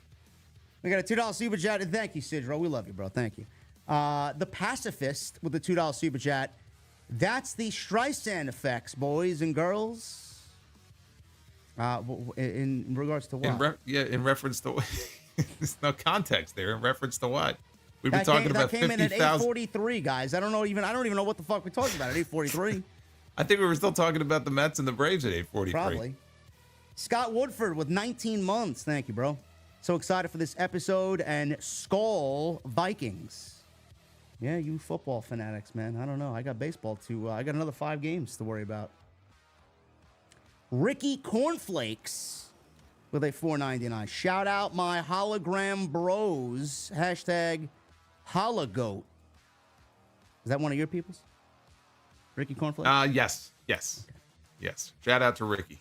I think hologram may be on the AEW Grand Slam Collision card. I believe I saw a graphic with him. I don't know what he's doing, but I think he's in a match with Beast Mortos, if I'm not mistaken. Okay.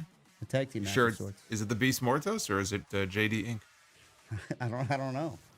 I'm hoping we see JD Inc. again. Apparently, he's made quite the impression over here. I just can't get over it. There's not too many people that look the way that he looks. No. He passes what the Vince McMahon would call the airport test, where if he was walking through the airport, like you would notice him, like he would stand out from everybody else. Is that how he based on who should be a pro wrestler or not for him? That's like the classic, One of the like things. the classic. That's why he used to book the big guys all the time. Like that guy, like the great Khali, like he passes the airport test. Omos, yeah, he passes the airport test. Yeah, they also passed the how to get to bed quick enough test too. There you go, Michelle. Well, one person wanted to know what the answer to the joke. Since I said the joke, I may as well finish it. So the joke was, why is British pronounced British? Because they drink the tea. Yes. The letter T. Yeah. Awful. Yeah. It's just awful. Bro, where you getting your material, man? I gotta know. Michelle with a $2 super chat. Any chance we get Darby, Mox, Bryan at Wrestle Dream? Yes. I mean, yeah, it's a possibility. There's a chance. Yeah. There's a chance. I still think it will. You know what though? I would think that Tony would want to give Darby his shot since he did win the Royal Rampage. So, yeah, I could see it ending up as a triple threat. Plus, they're in Washington State, and Darby's from there. Like, it's hard to imagine him not being on the show. Yeah, again, it seems like the common theme for a lot of situations we talked about tonight. If he doesn't get involved and is not on that show in that capacity, what is he doing? I don't know. Wrestling JD Inc. I guess so. I don't know. Arabian Night 2000 with a 279. Rumors, Ricky Starks answers Jack's open challenge Saturday. To do what? Lose? I guess. An instant pop, goodbye the next. I mean, sure. That's I don't know where you heard that rumor, but I don't think that's going to happen. Joshua with a 499. Raquel and Liv could be similar to Shawn and Diesel if booked correctly. I thought that's what we were getting with Mercedes and Camille. I thought that's what we were getting with Jericho and Big Bill. Yeah. Speaking of Mercedes, she says she's going to light up a blunt, open up a bottle of wine, and watch some Netflix tomorrow. So I wonder what that's in regards to. Joshua, thank you, brother. Michael Evans with 27 months. Mentioning American Made. Do you see Kurt Angle getting involved as a manager for Chad Gable? I'd like to see it. I don't think we get it, but I'd like to see it. Yeah, I don't think it's gonna happen. Meles with a $5 super chat. JD, Bloody Mary. I hate Bloody Marys more than I would care to admit on this show, bro. I think they're fucking nasty. I don't know about Jason. You like a Bloody Mary? No, not a fan. You and Solo need a TNT cocktail, the Pain Breaker. Absinthe watered down with Canadian whiskey to cure to Jericho's Painmaker. Now, we actually enjoy Jericho's Painmaker gimmick. We just don't like the learning tree. We did? You didn't like I thought the Painmaker was cool. All right, moving on to the next question. This news to me. Fucking, don't speak for me. Jericho can't win anywhere, huh? Sidro, speaking of winning, $5 super chat. What's the best present to gift? A broken drum. Nobody can beat that. Jeez. How do lumberjacks know how many trees they've cut down? They keep a log. I don't know, man. You're worse than fucking Jericho coming out every week, man. Holy shit. I tell you what, I'd rather watch Sidro come out Me on too. Dynamite and recite jokes every week Me than too. watch the fucking learning tree. Alex H with a $5 super chat. Brother JD and Solo, the $1 million question. Will the McMahon family as a group, excluding Vince, ever be inducted into the WWE Hall of Fame? I don't know. No, I mean, Vince in the Hall of Fame. I don't see it happening. Vince McMahon will not be in the WWE Hall of Fame, certainly when he's alive. Depending on how things play out in court with the case and the government and everything that's still pending, could he be inducted one day when he's long gone? I won't say never, but very unlikely. Thank you, Alex. Basic with a $4.99. Vince, I would never go number 2 on that woman. It was Mr. McMahon that did it, not Vince. I would never do a thing like that, but Mr. McMahon, the character, would. Yeah, that's basically what he's saying, yeah. You know, it's so eerily similar to Hogan, because Hogan was on trial. Was it it might have been the Gawker trial. And, oh God, what was that ridiculous quote about him having like a 10-inch dick or something? And he was like, Hulk Hogan had it, not Terry Bollea. Like, it was something ridiculous like that. Like, they're just cut from the same Did he really cloth. use that terminology? I'm going to look it up. Yes, I'm going to look it up right now because I know I didn't make that up in my fucking brain. Let me see here. Hulk Hogan. What a Google search this is going to be. Hulk Hogan 10-inch. Speaking of relationships and wives, Ric Flair left his marriage. He's a single man now. How many is that? Yeah, that's 5 or 6, I think. Okay, so here it is. This was from the Gawker trial. So it's like, after playing audio clips from the Bubba the Love Sponge show and the Howard Stern show, where Hogan, whose real name is Terry Bollea, discussed his sex life, Gawker's lawyer asked the former wrestler if he in fact said those things. "I do not have a 10-inch penis," Hogan said, referring to an interview he did in character. Terry Bollea's penis is not 10 inches. I don't know, man. So evidently, here it says, "I was totally Hulk Hogan during the interviews because I wasn't at home in my private house."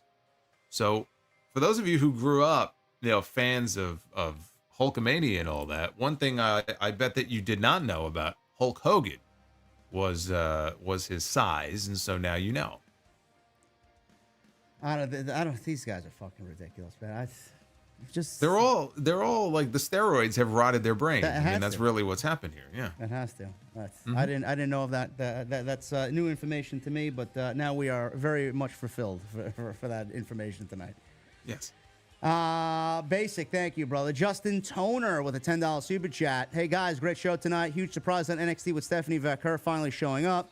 NXT Women's Division just leveled up again. So excited.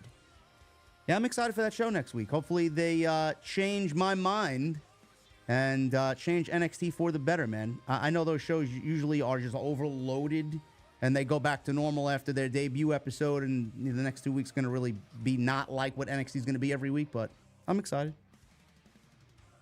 Get to see CM Punk and Randy Orton on Tuesday nights. Yeah, maybe the Machine Guns. Yeah. Hollywood Guy with a $10 super chat. Guys, what do you think of Carmelo winning, then challenging LA Knight, then lose, and then make Andrade versus Hayes versus Knight as the final rubber match for both guys, with Hayes winning the title or Andrade winning the title at the PLE? I don't know. I feel like Knight needs a longer run with it. Yeah. Yeah. We're getting match 7 between these two anyway, Andrade and Carmelo. We're getting match 6 on Friday, but yeah, match 7 is looming. Yeah, it doesn't have to be a super duper long run, but I still feel like you don't take the title off him just yet. Yeah. Basic with a $4.99. Rikishi has a special connection with Vince. I mean, come on. Vince's face was up his rear. That's true. It's almost like a real life version of the Human Centipede. Yeah. Yeah. Yeah. Well, I guess so. I guess when you have another man's head buried up your ass, I guess maybe you form some kind of a bond, I guess. I wonder if he will make the documentary a talking point on his podcast so he can come out and engagement farm on social media. We'll see. Come to think of it, didn't Vince have his head shoved up Big Show's ass once? I think so. Yeah, there's something going on with this guy. BW Rosas with a $5 super chat. I have a feeling that Rhea will win at Bad Blood. Also, Stephanie Vaquer just appeared on NXT during the Roxy Julia contract signing, basically saying she's next. I can't wait for the social media discourse when she gets a title match without winning a match. I can't wait. Or if Julia does not win the title next week, she'll be buried. Yeah. Yeah. That's it. It's done. I can't wait. I can't wait for the AEW cultists to use. What JD? What about Stephanie? I know it's coming. I don't know, guys. I don't watch NXT. You're fed pilled. That's why. Jose Perez with a $4.99. Gentlemen, my night shift tonight at work will be Netflix bound, baby. Will you guys be sharing your thoughts on this, Doc? Also, how long does Jay hold the IC title? TNT for life. Thank you, Jose.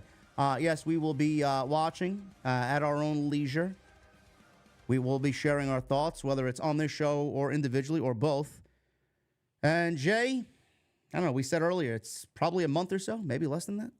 Yeah, maybe a couple months even. Yeah. It's not going to be terribly long, but I don't think he's going to lose it next week. Edward Otis with a $4.99. JD and Solo, what are your top 5 Hell in a Cell matches? Well, Michaels and Undertaker. Yeah. That's Foley? easily number 1. Oh, gotta Foley. have Foley, Undertaker on there. What'd you think of Undertaker and Triple H in Miami at WrestleMania? I love that. That's definitely on the list. Me personally, I don't know about you. It was just it was like the end of an era. You just watched kind of something special end there that night. Yeah, I mean, it was cool to be there live for it. Yeah. I mean, it was a cool match especially that near fall. That's one of the best near falls of all time. Yeah, I thought they had it. They had it there. They were going to end the streak there. Was Taker and Edge in one? Yes. That one? I keep going back to... I don't know what else there is that really blows me away that I can remember. New Day Usos. Becky and Sasha had a really good one. That was my next one, yep. The only thing is that I think that was the Red Cell, which I wish it was. Yeah, that was a great one. I didn't really care for Sasha and Charlotte. I thought that was very overrated. Rollins and Edge had a great Hell in a Cell. And then we mentioned that last week at Saudi. Mm-hmm. That was great. I don't know who else really... Cody and Seth? I mean, that was more... I don't know if that makes the top 5 for me. No. But, I mean, it's memorable, but I wouldn't have that top 5. Jey Uso, Roman Reigns. That's a good one because that really kind of set the tone for what we got there. I mean, that was very rich in story more than actually using the structure for what it's intended for. Yeah. I mean... It's a good story, but I don't have that in my top 5 though. Brock Undertaker 1. How about that one? Yeah, that's a good one. That was from I want to say No Mercy. Yeah. Yeah. Triple H Cactus Jack. Yeah. I like their street fight better at the Rumble. Yep. Yeah, there's a lot of good ones. Hopefully they get back to business and make it a special attraction again. So hopefully that's what's going to happen with Punk and McIntyre. Thank you, Otis. Ricky Cornflakes with a $4.99. If the WWE wannabe Pop Ularthi got to use future Codine Crazy as the intro for Monday Night's Raw. Is this Demeter Bully in disguise as Ricky Cornflakes? I don't know. Could be. Thank you, Ricky Cornflakes. I prefer Frosted Flakes or Raisin Bran. Edward Lou with 37 months. Thank you, Edward. I feel Ray Phoenix and the Lucha Brothers team will stick in WWE. Team name, that is, stick in WWE. But what version of Penta's name do you think they will use? I don't know. That's a good question. Well, I mean, I guess he can't legally use Pentagon Jr., so it will probably... And he won't be Pentagon Black. No. Yeah, I don't know. Could just be Penta. I could see it. Just happy he's here. Snowman Khan with a $2.79. Crazy AW expects us to watch an 11-hour clip of Nigel. Yeah, that didn't really do anything for the story. That was just for the sickos who want to watch great pro wrestling. No storyline elements were in that 11 hours. MGM Ballin with a $4.99. I'm ashamed to be one of the sickos attending tomorrow night, but I'm excited for my first HOG show on Sunday. Hope I get the chance to meet both of you. We will be there. I will be there early. We got Joey Janela and Joe Hendry in the main event, I believe. Should be good. Who else we got here? Mr. Noob with a $5 super chat. Solo, since JD wasn't a WCW guy, what pay-per-view or what 3 matches would you recommend from the Attitude Era for him to watch?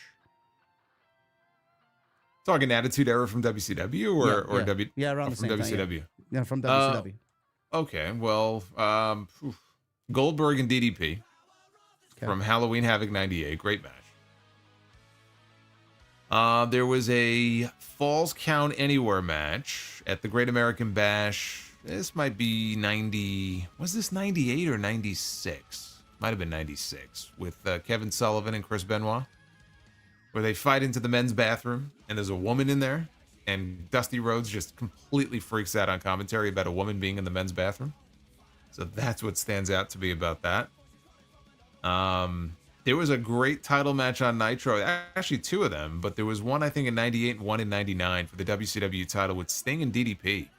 I think they used the same finish both times. I think the first one might have been March of 98, and then the other one might have been April of 99. But it was a diamond cutter attempt that Sting countered into a Scorpion Death Drop. And the crowd just blew their stack. Like, it was so great. So those were a few. I mean, Goldberg and Hogan was huge. Yeah, I know your favorite, Goldberg. I mean, I did watch that. I watched the DDP match. I mean, I went back and watched, some of those matches. Yeah. I wasn't a WCW guy because back in high school, it was basically like it is now on social media. You had your WCW folk and you had your WWE folk. So yeah, and I was a WWE guy, Yeah. but I mean, I was aware of what was going on in WCW. I mean, I guess you would also have to go Eddie and Ray, because that was technically from that period. That was Halloween Havoc 97. That was a very influential match to a lot of people. Yeah. So throw that one on there. And yeah, there were a bunch of, 97 really was the peak for them. It really was. Like, that was WCW at its peak. And there were a lot of great matches from that 97, 98 period. 97 was just a great year in general for WWE too. 97. Just turned the corner for how things really kind of materialized. Yeah. Oh yeah. Especially in WWF. My parents never let us watch WWE on a Monday night when we were really young, and then when we got to high school, they only allowed us to watch one show. So obviously, I chose Raw. I couldn't go back and watch Nitro. So I used to flip. Yeah, no, I used to flip between them. So that was fun because, you didn't have the benefit of DVR or anything. No. So if you missed it, you missed it. So, but yeah, I remember going back and forth, especially when Raw would end, Nitro would still be on. They would have the overrun. So you'd flip over, and then there's another NWO beatdown, and then Sting comes down from the rafters, and yeah, those times will never be matched. Thank you, Mr. Noob. Great question. Alex with a 5. Punk versus Stone Cold at Mania 41. Who goes heel, and how would you start the feud? Can this dream match become a reality in 2025? Austin, you said Austin and Punk, right? Yeah, Austin's not leaving Nevada. So WrestleMania is in Nevada. He'll be there. But you're not getting him to come to TV every week. It's just not happening. So you can't build a feud if the person isn't there. I think we're going Punk and Rollins for 41, Alex. That's my prediction for that. Yeah, Austin will be there, but I don't see him in a match. Yeah. Tank Woe with a $4.99. It's my birthday today. Love you guys. I hope you all had an amazing stream, amazing day. How are the new cats, JD? Well, happy birthday, Tank Woe. Happy birthday. Appreciate you very much. New cats are doing great. I think we have a home for 2 of the 4. I may keep one, and I just have to find a permanent home for the mother. I think I'm going to keep one of the babies. So I don't know which one yet. I'm waiting for one to show that they actually love being around humans. So we'll wait, but they are adorable. Tank Wall also with a $4.99, or $1.99 rather. 26 years old today. Am I? Well, happy 26th birthday, brother. Gabe Williamson with a 10 months. What are your guys' guesses for NXT's card for next week? I don't know. I have to watch the show. I don't know. Yeah. I know Julia's wrestling Roxanne, right? So that's next week? Yeah, that's next week. And then Trick Williams and Ethan Page for the title. Which, that just has to be a title change, right? Yeah. And the following week, what a spot for Javon Evans, because he gets to wrestle Randy Orton on that show on the 8th. And he's one of the real standout young stars on that NXT brand. He's only 20 years old. And he's going to get to wrestle Randy. So that's going to be, that RKO is going to hit like crack, because I'm sure they're coming up with some, cool way to hit it out of nowhere. So I think that's going to be a lot of fun. They gotta do something that's finally going to top the Evan Bourne spot. I think they will. Yeah, I think they will. We got Tank Wall with the new membership. Thank you, Tank. Demeter, the doggiest G, but who knows what you are, Bo? The $7.99. My doggy boy Han Solo Monster and my doggy dude JD was up. Me, Triple H, and Funky Punky having doobies for AFL Grand Finale.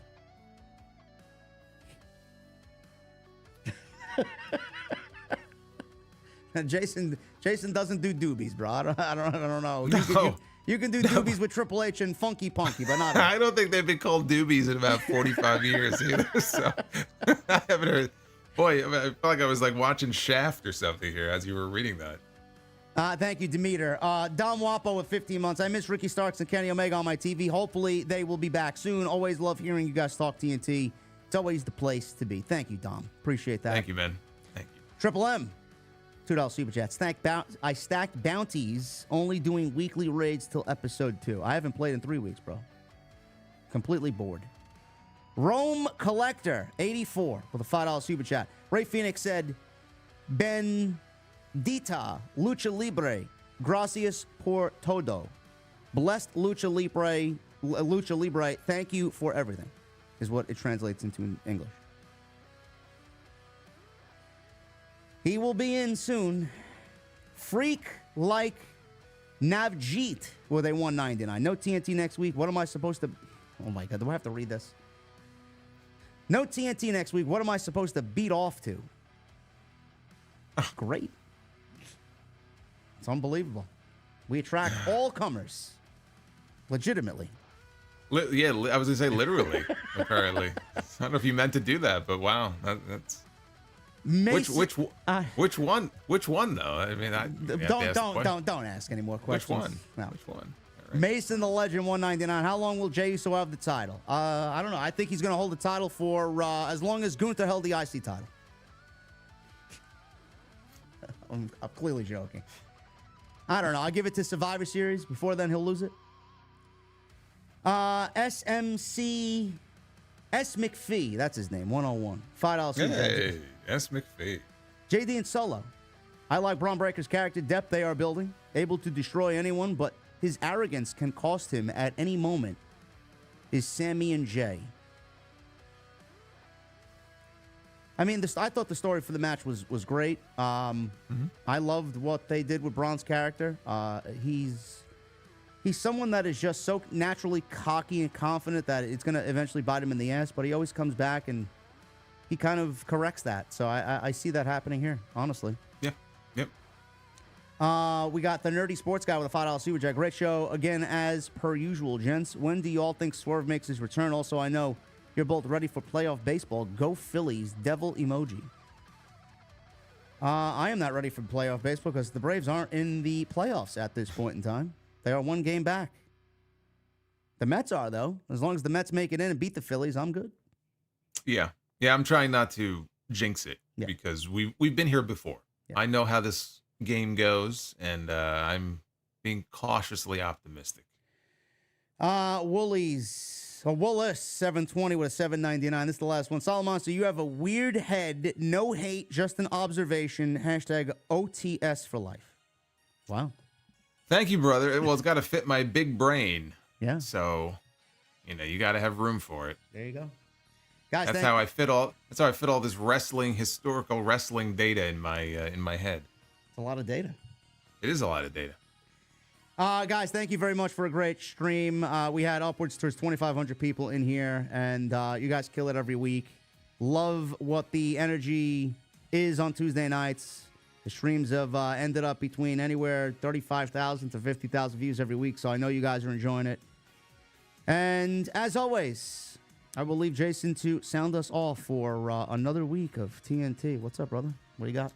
Well, what we got is a big House of Glory show coming up on Sunday. He touched on it before. If you believe in Joe Hendry, you're going to want to check out this. Oh, I think everybody does. You're going to want to check out this show because he's making his Hog debut.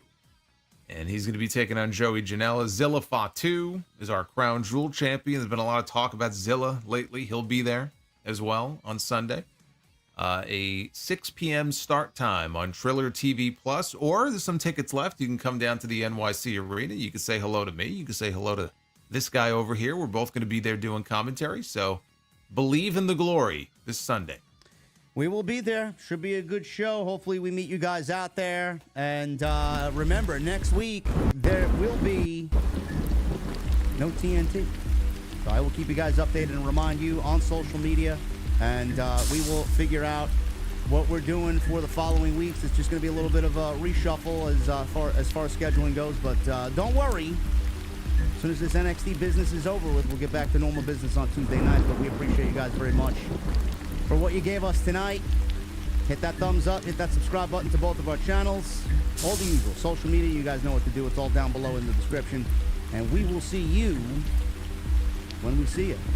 Not next week, the following week, right here for episode 68 on TNT. We'll see you guys later.